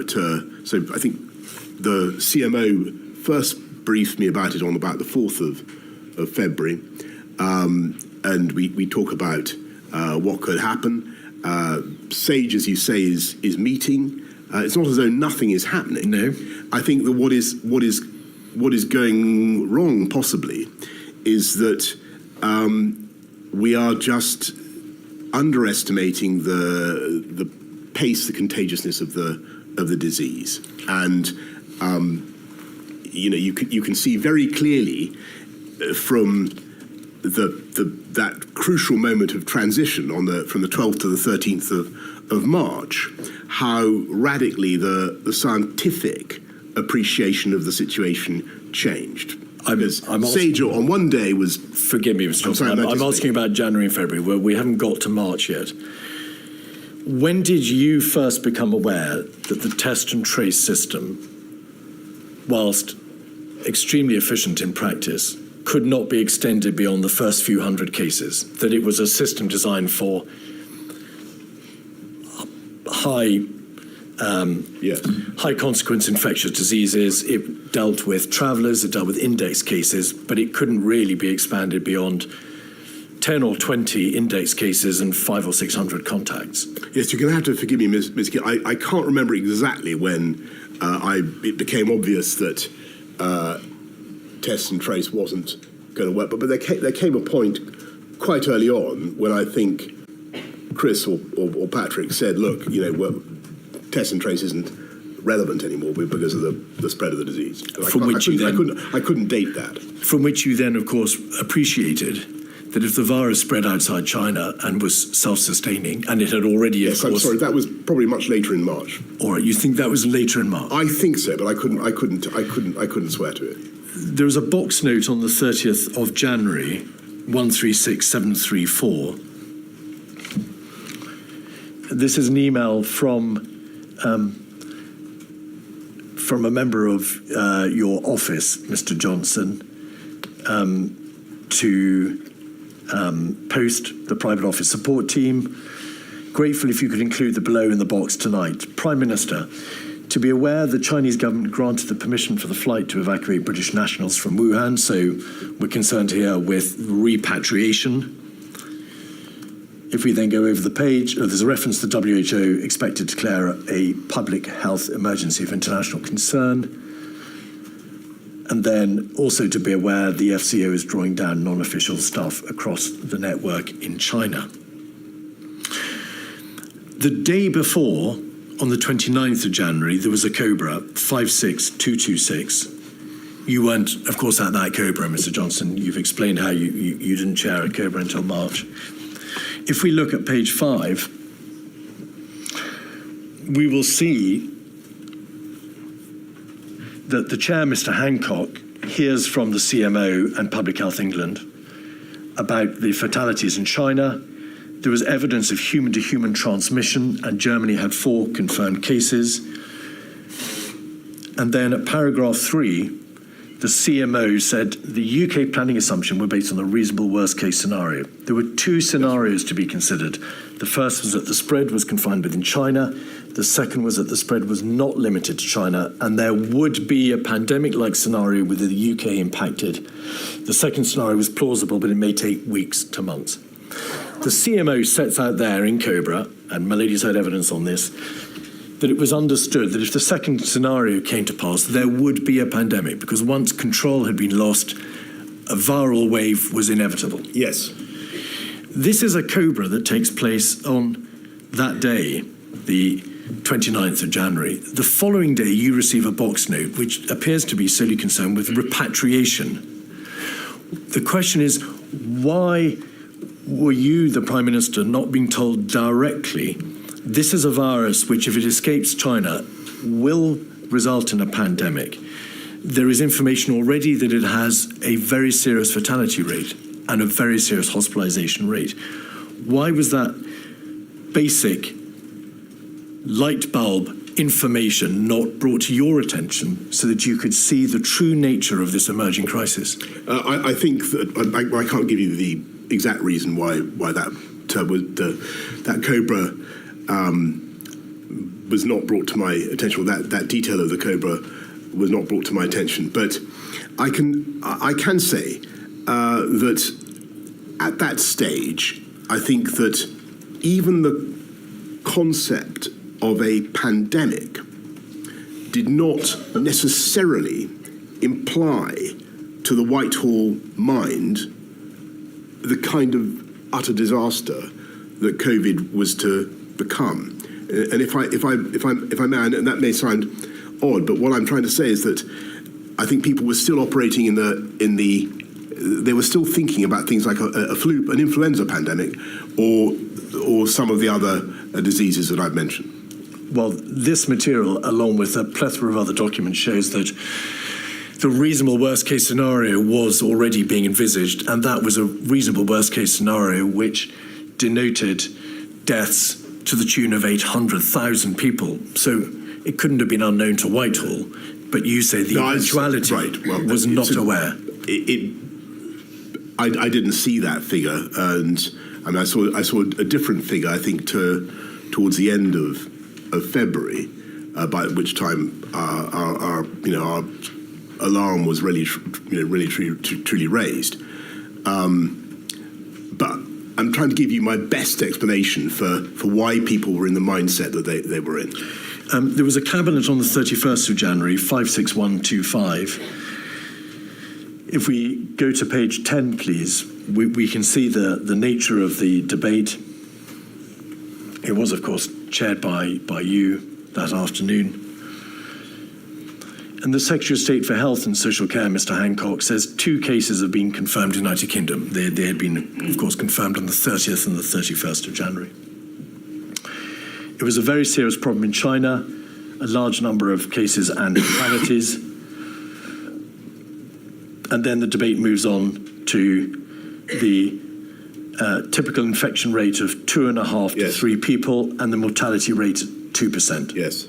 So if the reproduction value is 2.5 to 3, that is to say 1 person will infect 2.5 to 3 people in an unimmunized population, and the mortality rate, 2% of people who were infected, or perhaps confirmed cases, is not clear, means a very, very large number of people will die. Correct? That's right. The debate in Cabinet, page 10 and 11, deals with repatriation. The Department for International Development examines developing countries where the risk of spread of the disease was high. Spread of the disease globally would be a big problem for those countries and could also mean further evacuation of British nationals. So the debate focuses almost exclusively around the position abroad, the repatriation issue, and despite the reference to the mortality rate, the reproduction figure, and the knowledge which was already in the possession of government that there was confirmed cases outside China with sustained human-to-human transmission, nobody stopped to say this means inevitably a huge number of deaths, a wall of death, and this country, if it escapes China, being overrun by the virus. Yes, I think the word inevitably there is the one that I would pick up on, because I think if you look at what the Secretary of State for Health told the Cabinet, he said if the Chinese grip it, then it won't be a problem. But if China don't grip it, then that could be very serious. But your point is still basically a good one, which is that we had to think about what happened if China didn't grip it, and I think we just have to put our hands up here and say, look, I think because of the absence of collective memory, because we were operating under a different set of assumptions, I don't think that we were able to comprehend the implications of what we were actually looking at. And I think that, let me put it a different way. I think if we, as I said right at the beginning, if we had collectively stopped to think about the mathematical implications of some of the forecasts that were being made, and we believed them, we might have operated differently. The problem was that I don't think we attached enough credence to those forecasts, and because of the experience that we'd had with other zoonotic diseases, I think collectively in Whitehall, there was not a sufficient, loud enough klaxon of alarm. I don't blame people. I just think it was because of the experience that they'd had all their lives. The material, Mr. Johnson, shows how at various stages you warned against overreaction. You made the point that SARS and MERS had not turned out to be as serious for the United Kingdom as some had feared at the time. BSE had not resulted in the levels of deaths which some had forecast. So may we take it that you put yourself in that category of people who had insufficient credence? I was agnostic. I thought I took what Matt had to say very seriously. I thought he wasn't, badgering me without a reason. But on the other hand, I'd had the experience that you describe. So I was waiting for the advice and waiting for that to change. In your statement, you say, looking back, it is clear, and this is in the context of January, it's clear that we vastly underestimated the risks in those early weeks.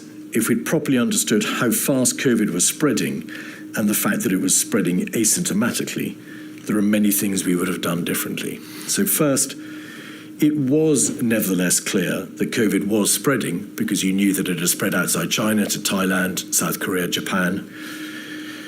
And there is material or a growing understanding that it can be transmitted asymptomatically. But what things... there is now?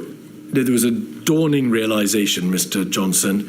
The material shows, for example, nerve tag on the 14th of February, scientific reports to SAGE in the first week in February, Diamond Princess, and so on and so forth throughout the middle of February.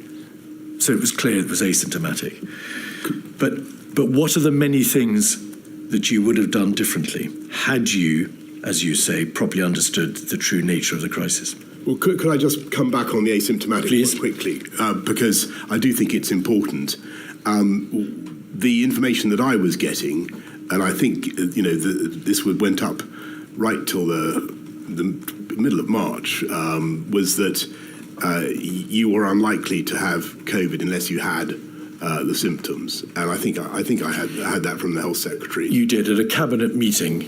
You were told that by the health secretary. So there seemed to be a great deal of doubt. I'm sure you're right in what you say about the evidence that was knocking around about asymptomatic transmission and infection.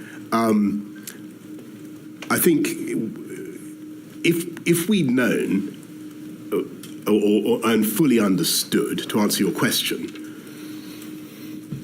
the speed of transmission and the infection fatality rate, case fatality rate, I think clearly we would have acted immediately to accelerate test and trace, to we would put huge quantities of time and effort into money into diagnostics, into PPE, into all the things that we were going to need. I'm not saying that work didn't begin. It did begin, but I think the panic level would have been much higher. I'm trying to explain as honestly as I can why I think that panic level wasn't sufficiently high. Let me make plain the reason I put the question to you in the way that I did in relation to asymptomatic spread is that your own statement says it was not known. If we had properly understood the fact that it was spreading asymptomatically, then there are many things we would have done differently. Yes, sorry, I should say... You didn't know. You've explained that you didn't know it was spreading asymptomatically, but my suggestion to you is important parts of the government knew by mid-February that it was spreading asymptomatically and that there was therefore a governmental failure to act on that information in the way that you have very eloquently described. Well, I can't comment on that because I don't know, what people thought about the issue of asymptomatic transmission in February. I do remember what we were being told. I do remember the view around the cabinet table. I mean, the one thing that has troubled me a lot, I'm sure we'll come on to it, is the March discharge policy, where clearly the question of asymptomatic transmission would have been relevant. I'm so sorry to interrupt. Can we come back to that? There's an important contextual position which has to be set out for the purposes of that debate.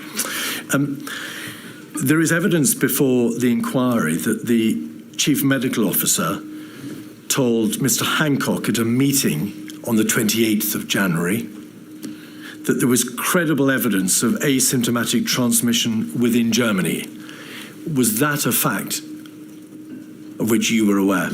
Did you know that? No, the CMO's... Mr. Hancock had been told there was credible evidence of asymptomatic transmission within Germany at a meeting on the 28th of January. Well, if I was told that, I've completely forgotten it. My memory of the asymptomatic transmission issue is as I've told you. What you, Mr. Hancock, was told. Sorry, Mr. Johnson, Mr. No, sorry, I'm sorry. I understand, my lady. What I meant was, if I knew that Chris had told Matt that at some stage, it's completely gone from my mind. What I remember about asymptomatic transmission is that insofar as I paid attention to it, it was not thought to be taking place. Borders. Your statement states that the advice that you got consistently from the CMO, the government chief scientific advisor in SAGE, was that closing the borders wouldn't work. If you close them dramatically or stringently, then of course there are very real, intensely difficult practical consequences. And if you just have screening or light touch restrictions, then they may achieve very little. Will you just explain how you received that advice, in fact, consistently from a COBRA, or the time of a COBRA on the 5th of February, through a cabinet meeting on the 14th of February, and through to the end of February? It was consistent advice that you received. Yes, thank you. And that is one of the most fascinating things about the scientific advice during this pandemic and the view about behaviours. Many things changed, as I've said, about masks. Other MPIs were thought they moved up and down in the value that people put on them. But when it came to borders, there was an overwhelming scientific consensus, as far as I understood it, that trying to interrupt the virus with tougher border controls bought you really very little. You might delay by a matter of days or perhaps weeks, but you would not stop the virus from entering the UK. And I think that was, I think a lot of people in the country found that very hard to understand, because I think intuitively we think, if you just stop this thing coming in. And it was very important for me to try to understand that point and to try to explain it to the public, because the public, I think, really believe instinctively that you can fix this with tough border control, or often do, and it's a difficult point sometimes to get over. Mr. Cummings says in his statement that you asked rhetorically, aren't people going to think we're mad for not closing the borders? Well, I may well have said something like that, but I think that I think it was a question that people were asking. raised. He also says, Mr. Johnson, that because of your general attitude that COVID was like swine flu, you weren't particularly inclined to challenge the scientific advice at all, to the effect that border restrictions would make no difference. Is that true? Well, the two statements seem to me to be inconsistent. Well, is it true or not? I certainly thought it was. I thought it was a point worth picking up with the scientists. I wanted to understand the reason why border controls didn't work. But in retrospect, you can see that they were right. Countries that did try to use borders as a way of containing COVID really didn't succeed in that. So did you pick the point up? You say, I think it was a point worth picking up with the scientists. Did you push back in any way with the scientists and say, can that be right? Is there not anything that can be done to at least restrict the spread of the virus now that it's left China? I certainly remember many conversations about borders, quite how adversarial I was. I couldn't tell you. All right. There was a stocktake meeting on the 4th of February, 146558, when in the context, Mr. Johnson, of a general debate about the DHSC, hence the description stock-take meeting. The Chief Medical Officer gave an update. Following an update from the CMO, the Prime Minister stressed the need to continue to explain our stance to maintain public confidence in the plan. On further travel restrictions, your Secretary of State was engaging Foreign Commonwealth Office and European colleagues and would revert with a proposal. According to the Permanent Secretary, Sir Chris Wormold, Mr. Johnson, and to notes kept by Imran Shafi, your Private Secretary of this meeting, you were in listening mode. There was a discussion about possible fatality numbers, but you expressed scepticism about those figures, the fatality numbers, and you noted, they say, that high fatality figures have been given for BSE, bovine spongiform encephalitis, and swine flu. Is that right, that you expressed scepticism about the possible number of deaths? I don't remember that, but I do remember. I certainly remember the BSE scare, and I remember the immense destruction that did to the agricultural sector in this country, and you know the way that all turned out. I think it would be fair to say that I wanted to probe them on their forecasts and to try to understand the basis on which they were making them. You've described how the Whitehall system, the process of government in Whitehall, failed to have a light bulb moment and appreciate the seriousness of the position. Would you accept that being informed about the possible fatality numbers but expressing scepticism and drawing a false analogy, as it turned out, with BSE, was a lost opportunity on your part to drive the system further forward with rather more urgency than appears to be the case? I certainly would accept that my mindset, like the mindset of, I think, the overwhelming majority of the ministers and officials in Whitehall in that period, Jan to mid-Feb, was not as alarmed as we should have been. That's definitely right. 236371, page 37. Mr. Cummings sends a text to what was called a Number 10 Action Group.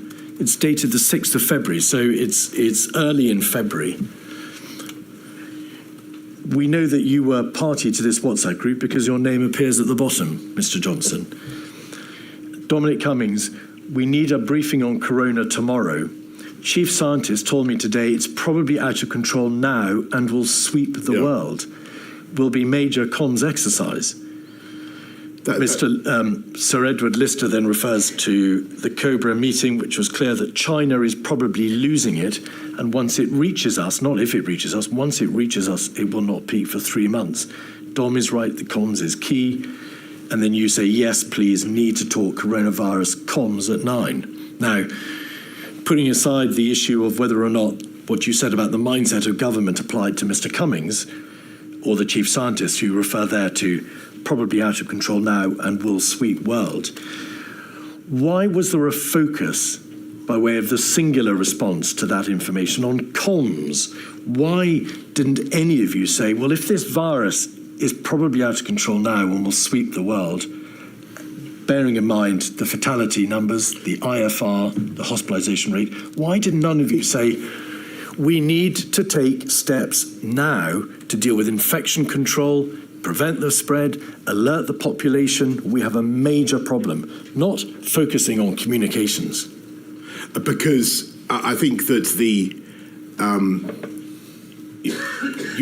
it's your point about the infection rate, fatality rate, the consequences. I think that when you read that an Asiatic pandemic is about to sweep the world, you think you've heard it before, and that was the problem. And so I say we need to talk about it, But I think it would be fair to say that the scientific community within Whitehall at that stage was not telling us that I was not being informed that this was something that was going to require urgent and immediate action. But you knew, and I think that although you're right that we could see the mathematical implications of the reasonable worst case scenario, I think the problem was that we didn't think, and this was our mistake, we didn't think that the RWCS was very likely to happen. That was the problem. We'll come to that. So when I get told, anyway, forgive me. But BSE did not have a 2% fatality rate. Swine flu did not have a 2% fatality rate. So when you say there was an institutional failure to realise the seriousness of the position because of prior Asiatic epidemics, or because of BSE or swine flu, the difference was, and it was known to government, was that COVID had a 2% fatality rate, and BSE and swine flu had not. And that is entirely correct. But I think the tragedy is that we were operating, as I said in my statement, on a fallacious inductive logic about previous reasonable worst case scenarios and this one. And this was the one where I'm afraid the worst predictions turned out to be, or almost the worst predictions turned out to be correct. 56137 is a cabinet meeting on the 6th of February, which you, of course, chaired. On page 6, so that the public can understand, Mr. Johnson, that this document, which is minutes of the whole cabinet meeting, has large parts redacted as being sensitive and irrelevant because, of course, Cabinet dealt with many other issues other than just coronavirus. But on this page 6, Cabinet turns to update on coronavirus. It's very serious. Official estimate was around 28,000 cases, but that's likely to be a significant underestimate. The virus didn't appear to have been contained in Wuhan. The mortality rate was only around 2%. There is a reference to a ministerial exercise on this page. So what date is this, Cabinet? This is the 6th of February. There we are. There will be a tabletop exercise the following week. What was your understanding of that tabletop exercise? Did you attend it? I didn't. Did you have any role in that? I didn't attend it. I'm sure my officials did. All right. And then just 3 lines above it, the central point to make was that the government had a plan to deal with this illness, and this was guided by science. Did you ask in the course of that cabinet meeting, what, bluntly, is the plan? I understood the plan to be, from what Matt had said and from the discussions I had had, that we would try to isolate, test and trace people as they arrived. That was what I thought the plan was, and my impression was that we had a good testing system. But I don't.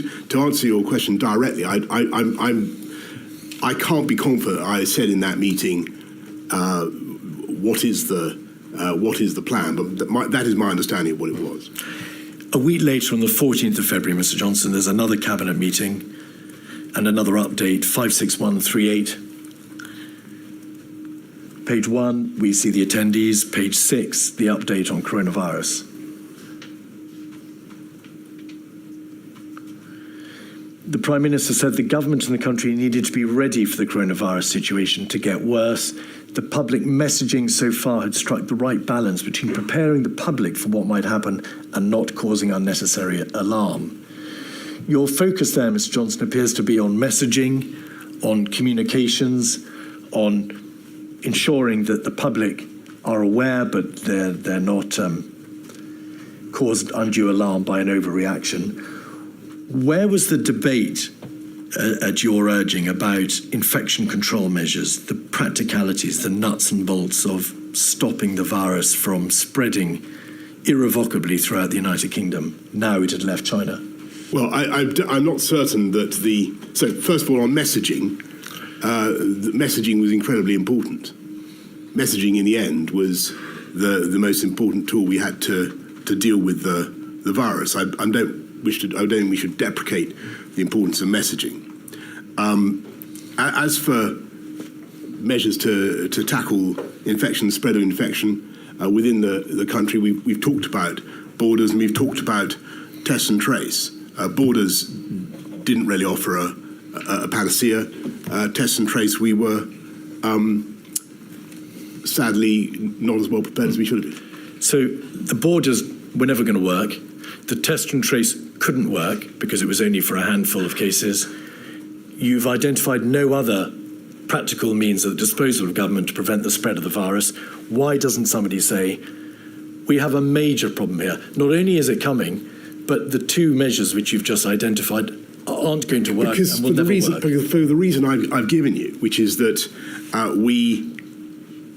although we can see the RWCS and we're seeing these numbers, we are not yet believing, perhaps irrationally, but we're not yet believing that the RWCL or anything like it is going to happen. And that's fundamentally the problem. Page 7, there's another reference to the government's plans. There were plans in place. Top of the page, concluding, the government's chief medical officer said that if the virus became widespread in the United Kingdom, there were plans in place.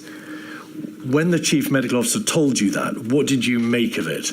Bearing in mind that if the virus was widespread, it would necessarily have extended beyond the limited test and trace system about which you were beginning to understand something, and the borders have obviously failed.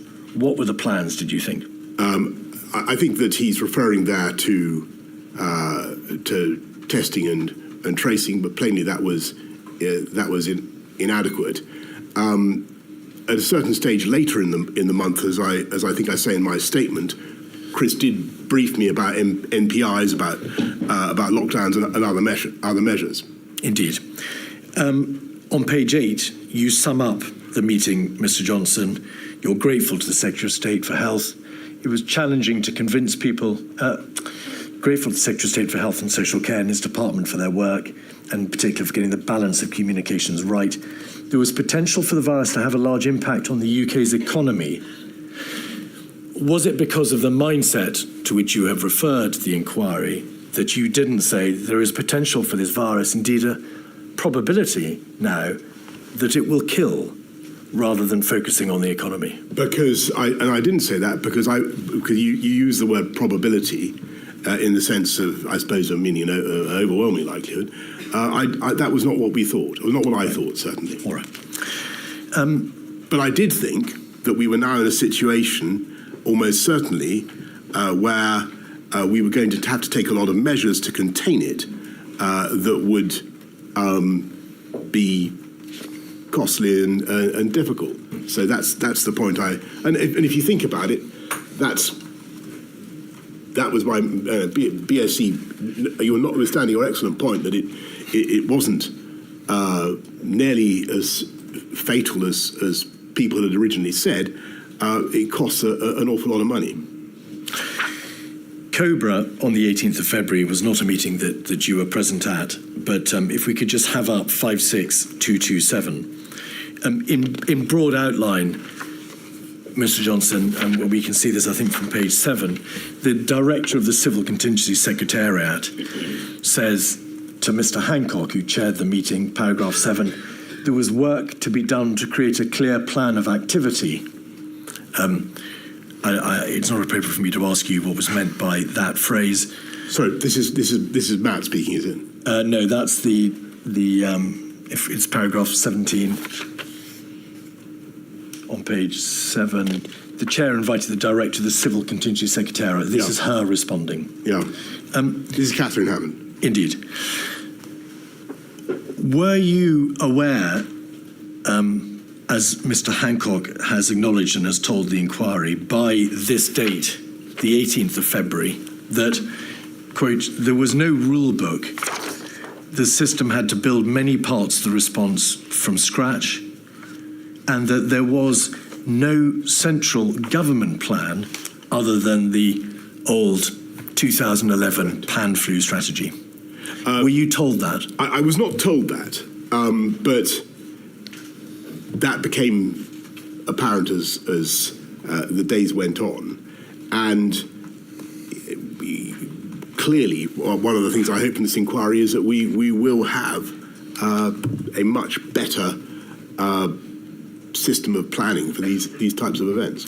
146563 is an email chain between your private secretary, Imran Shafi, the government's chief scientific advisor, Sir Chris Whitty, and Catherine Hammond concerning the coronavirus in Italy. And to get your chronological bearings, on the 21st of February, so 3 days before Mr. Johnson, 11 municipalities in Italy, you'll recall, had locked down the population of those municipalities. And also, I should say, the Diamond Princess affair, that is to say, the explosive outbreak of the virus on that cruise ship, had become apparent, as had the figures of the number of people who showed no symptoms on that boat. But to turn to the document itself, your private secretary says it would be good to see where we get to post-Sage tomorrow. At some point soon, I'd like to start exposing the Prime Minister to the potential decisions he might have to take in short order on this. At that moment, it's been fairly abstract with him, I think. Now, plainly, Mr. Johnson, you can't go digging around in other people's emails or in government systems to find out for yourself what's happening. You have to be reliant upon what you're told. What was your general state of information, the general level of knowledge at this date, now in the dog days of February? Okay, so my memory now is that I think the scenes from Italy really rattled me, and it was, I thought, and I remember seeing a note somewhere saying that the fatality rate in Italy was 8%. Because they had an elderly population. I thought, well, my God, we've got an elderly population. This is appalling. This can't be. And I thought my instinct was this cannot possibly be right. This number.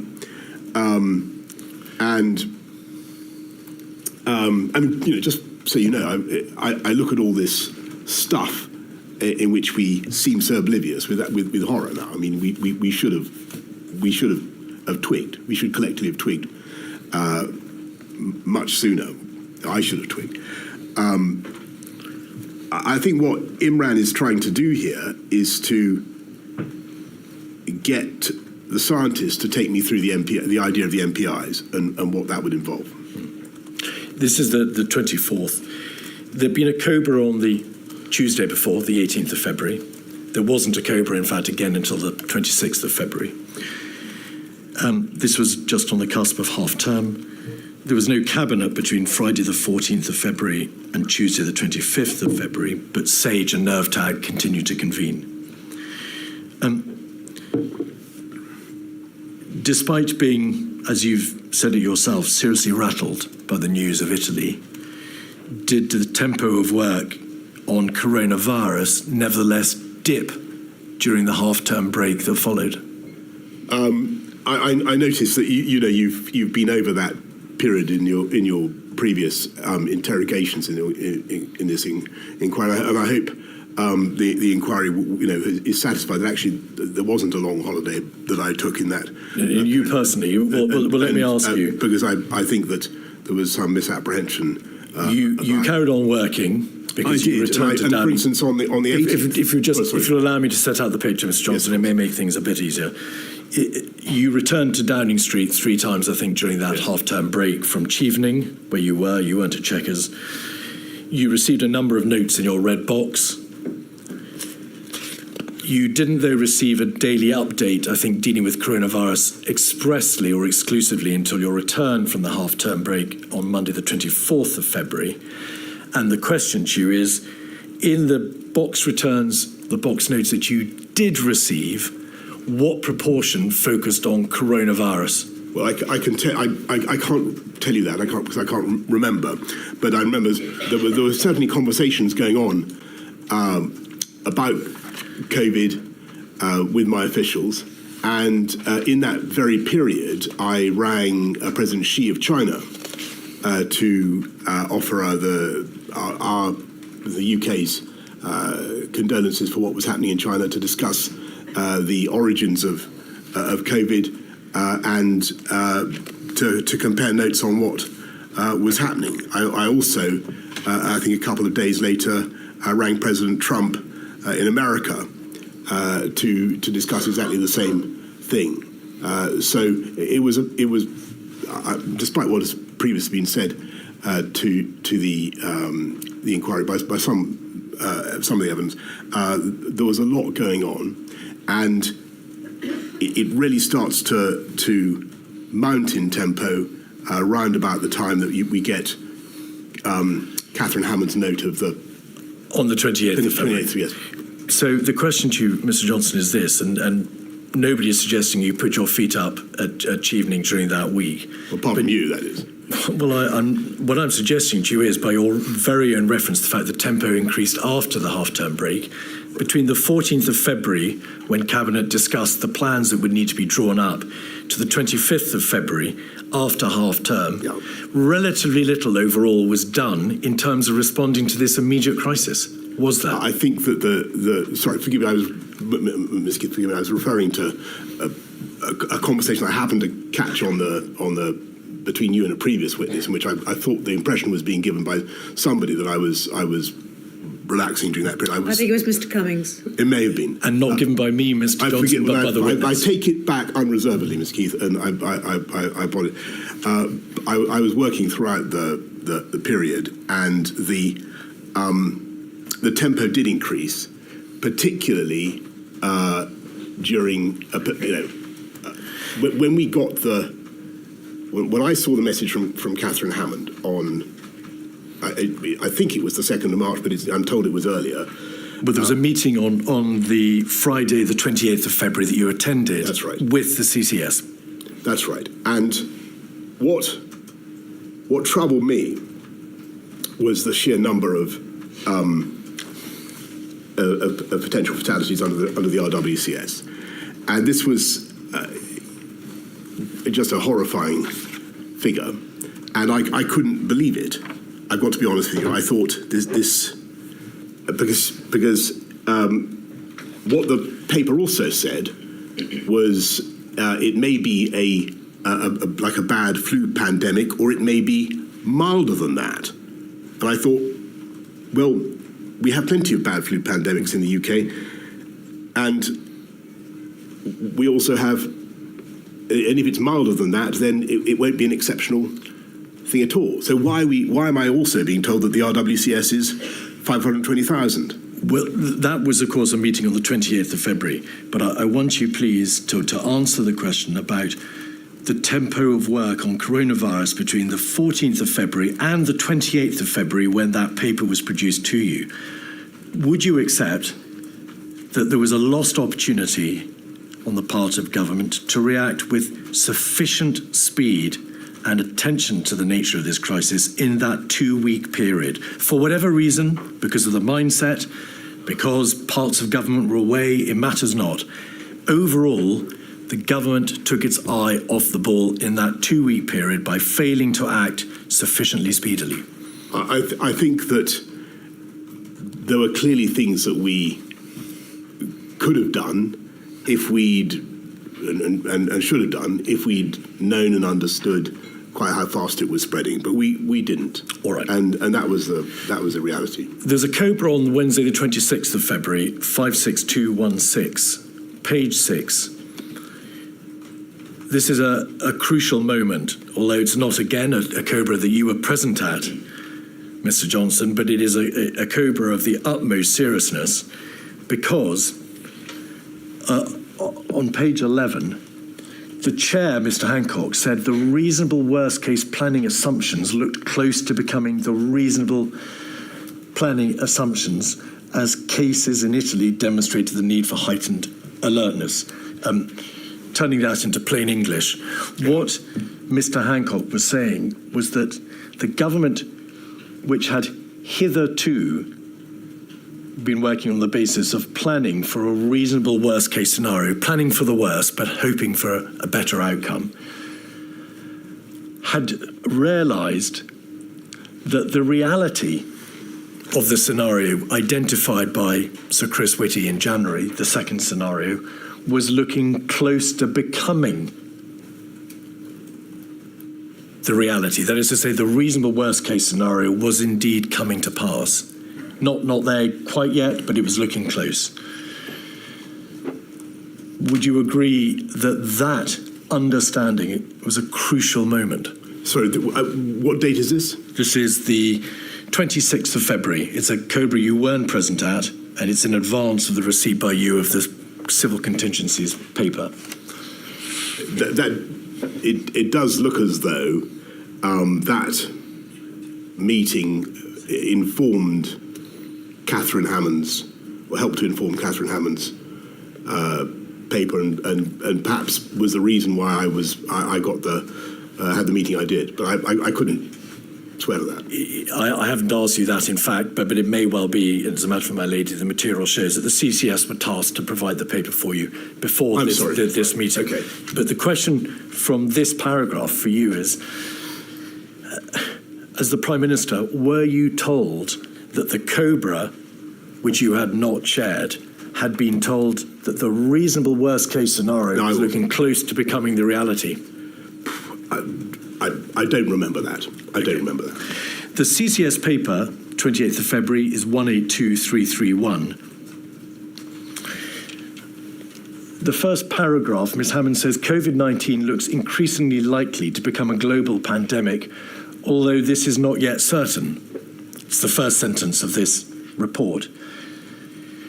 Did you ask Ms. Hammond, how can it not yet be certain when the virus has escaped China, there is sustained human-to-human transmission outside China, there are cases now in the United Kingdom, and we have no means of preventing its spread? Why is she saying it's not yet certain? I don't know the answer why she's saying that. I think, formally speaking, it had not yet been declared a global pandemic, and I think it was up to Tedros Ghebreyesus at the WHO to do so, and maybe she's referring to that. But I read it as meaning it's not yet certain to be a major problem. Paragraph 2,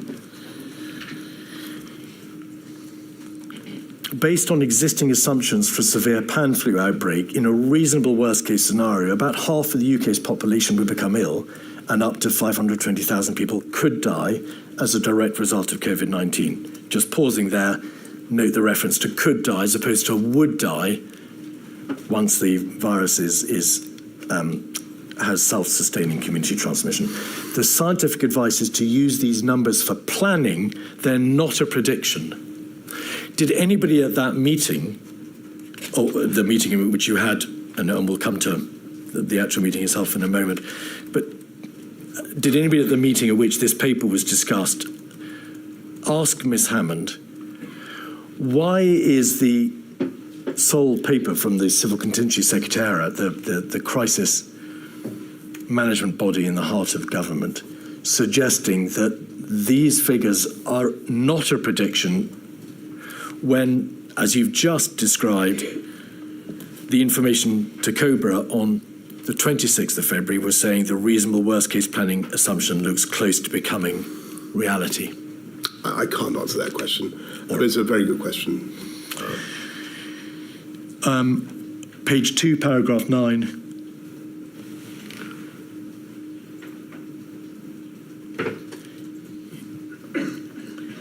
The report says we need to strike a balance between taking precautionary steps and overreacting. As cases spread, the risk of overreacting is reducing. We're now planning for a potential global pandemic that would inevitably spread to the UK, so it would, in this paragraph, inevitably spread. Did you assess, reading this report, Mr. Johnson, that the reference to overreaction was long past and that, in fact, in the striking of that balance, there was now a real emergency and a need to take precautionary steps straight away? I think that I found the paper very alarming, arresting. I remember going to talk to my officials about it, saying, which is it? A severe to mild flu pandemic or an RWCS of 520,000? Because I couldn't understand what I was being asked to anticipate. So I've referred to the meeting. Your Private Secretary, Imran Shafi, refers at 146636 to the meeting. It's difficult to read his writing, but there is a reference to the PM asking, what's the strategy? There we are. Thank you. Prime Minister, what's the strategy? When are we going to take big decisions? Of what evidence? On what evidence? Of what evidence? And then you say biggest damage done by overreaction. So it looks from the face of this note that your sense that there was a real crisis, that you were extremely rattled, is prevalent in the first sentence. But in the second sentence, perhaps in reflection of the CCS report, you say the biggest damage is done by overreaction. I think I'm leaving both possibilities open. Because that's how it still struck me. I think that in disasters such as this, the actions that government take inevitably also have costs, and I'm sure we're going to come on to this, but that's the balance you have to strike. As the Prime Minister, instead of directing government to respond to the threat of a near existential crisis, you instead warned of the dangers of overreaction. No, I say no. That's forgive me.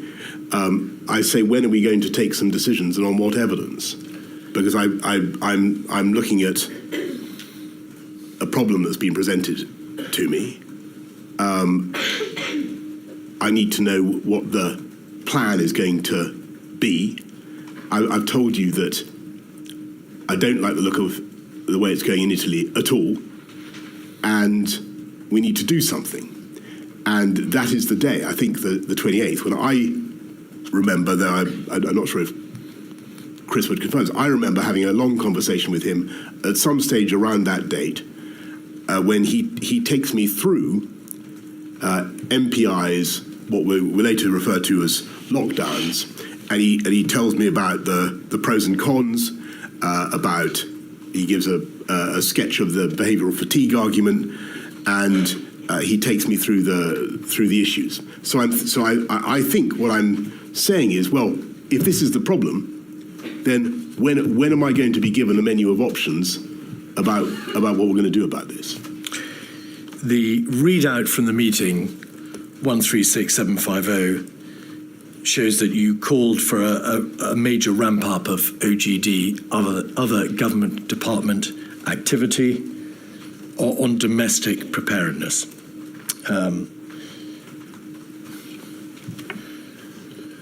And that was the least we could do. Yes, if you just go over to I think the second page. Oh no, there we are. It's the top of the page. Thank you. I missed it.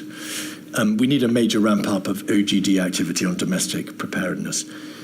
We should use the COBRA meeting to land this point with the Secretaries of State. The Prime Minister agreed with the approach to publish an action plan. That's the plan that was published on the 3rd of March, was it not? Contain, delay. He'll review the plan itself over the weekend. You read the draft plan over that weekend, did you not? The 29th and 30th of February. The first plan, yeah. 28th of February and the 1st of March. And you agreed to the need for early emergency legislation. And then there's a debate about repatriation. Do you, with hindsight, and I emphasise hindsight, Mr. Johnson, accept that the level of seriousness may not have been sufficiently communicated in this direction from you? Do you say you did enough? I think that I did what I could. I think the problem is that actually, if you exclude borders and test and trace is not as good as it cracked up to be, and if you're told that we've got ample supplies of PPE, I was finding it hard to conceptualise exactly what we should be doing, except for the MPIs, and that was the only thing that I'd been given, and we had no plan for that. And I don't think the concept of lockdown, or even the word lockdown, had yet emerged. Indeed not. There was a 25th of February SAGE meeting where non-pharmaceutical interventions were debated, but they didn't include lockdown. There was a debate about extreme social distancing at the beginning of March. Lockdown doesn't appear to later. But your answer, Mr. Johnson, is I think the problem is that if you exclude borders and test and trace, is not as good as it's cracked out to be. And if you're told we've got ample supplies of PPE, I was finding it hard to conceptualise exactly what we should be doing. That debate, that realisation on your part that there is no effective border control, the PPE may be deficient, that there is no effective test and trace, scaled up test and trace, isolate contact system, is absent from all this material. That debate simply doesn't take place. There is no general realisation the virus is coming. It's a 2% fatality rate or 1% fatality rate, and we haven't got the measures in place to be able to deal with it. That debate doesn't take place. And I think that's right. And I think it's basically for the same reason that I've given, which is that although people intellectually can see that the RWCS could happen, as Catherine Hammond puts it, they still don't think that it's very likely to happen. And that's the reality. Now, in March, on the 2nd, you chaired your first COBRA. 56217. If we look at page 5, paragraph 2, we can see that you're told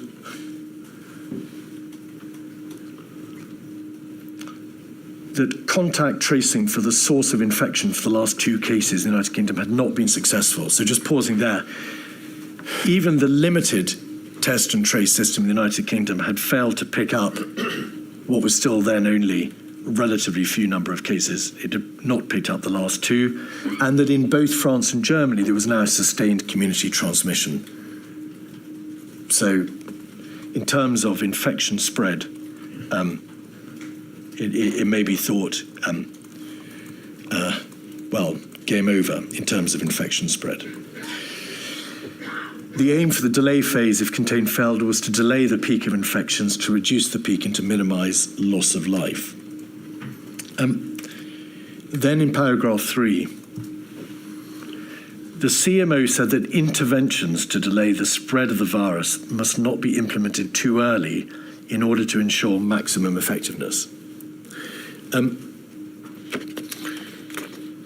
There is material from SPY-B, one of the SAGE subcommittees, on the 4th and 9th of March, also COBRA on the 4th of March and the 9th of March, which demonstrate that the Chief Medical Officer in particular said timing of implementation is crucial. Compliance or despondence is heavily dependent on timing. I'm going to use the well-known phrase behavioural fatigue. Although it has no scientific genesis, you understand the phrase and its meaning. To what extent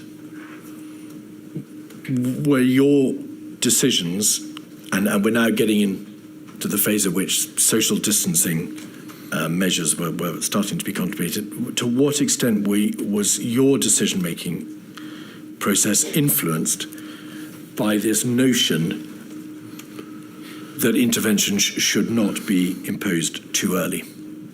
Well, it was the prevailing view for a long time. And it wasn't just the CMO who articulated the concept of behavioural fatigue. If you look at the many other meetings, or look at the press conference of the 12th of March, you can see that the CSA gives a very full description of what happens if you go in hard and early with a population that has no immunity, and then you release the measures, it bounces back. I think you've described it, the spring. Will you forgive me if I pause you there, Mr. Johnson? I was asking you questions about this idea that the population mustn't have measures imposed too early because they will become tired of it. Yes. There is an issue about maximum effectiveness. I wasn't, in fact, asking you about the recoiled or uncoiled spring. Sorry, but the two, forgive me, and you're quite right, but the two things are connected, because what the CSA went on to say on the 12th of March was that people get fed up and that you lose so if you have to keep, and we'll come to this, I'm sure, in the matter of the October, November lockdowns, you have to keep doing it. And so my anxiety was, in the absence of therapeutics and without a vaccination program, what would happen if we simply went into a hard lockdown early and then had no alternative but to come out. And so to answer your main question, that was an anxiety, a problem that was very prevalent during those early days. This issue appears to have been raised with you at a relatively early stage on the 2nd of March. We must not implement too early in order to ensure maximum effectiveness.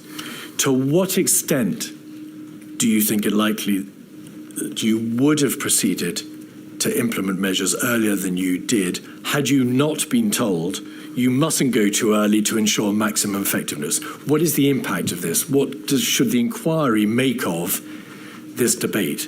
Is it important? Did it make a difference? It's fundamental, and it goes because I'm afraid it's what happened. We have to be realistic about 2020, the whole year, that whole tragic year. We did lock down, but then it bounced back after we'd unlocked.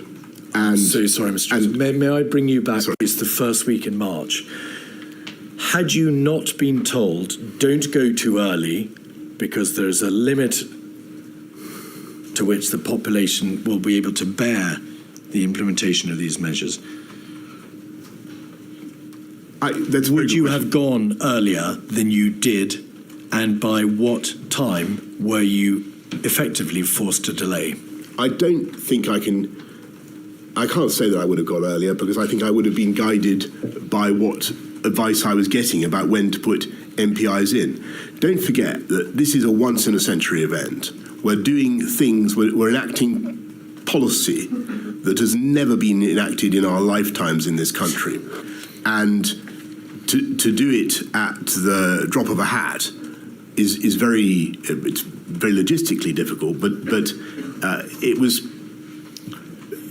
not something you rushed into. But having been told by the CMO, be careful, don't go too early, because the population might not wear it, did you consider saying to him, well, in this general debate about non-pharmaceutical interventions and social distancing, the public health demands, the likelihood of death and hospitalisation demand that we take these measures, regardless of whether the population are prepared to put up with it over time? Did you push back against this notion of don't go too early? I thought that the short answer is no. I don't remember. I don't remember saying to myself, absolutely candidly, I don't remember saying to myself, this is so bad, they must be wrong, I must overrule the scientists, or I must ignore the scientists, I must go. No question of overruling the scientists, so you were following the science. Correct, forgive me. I must ignore that's a very important distinction. I must ignore the scientific advice and the threats to public health and of worse outcomes if we go too early. And I must simply maximise. I've got to deal with the problem in front of the windscreen. I've got to deal with it now. I didn't do that, and perhaps with hindsight I should have done. But as I said to you right at the outset of this hearing, I just don't know the answer. No, that's clear. Mr. Keith, is that a convenient moment? But by all means. It's just that we usually break every hour and a quarter, and I think that's probably enough this morning. Thank you. 20 to 2, please.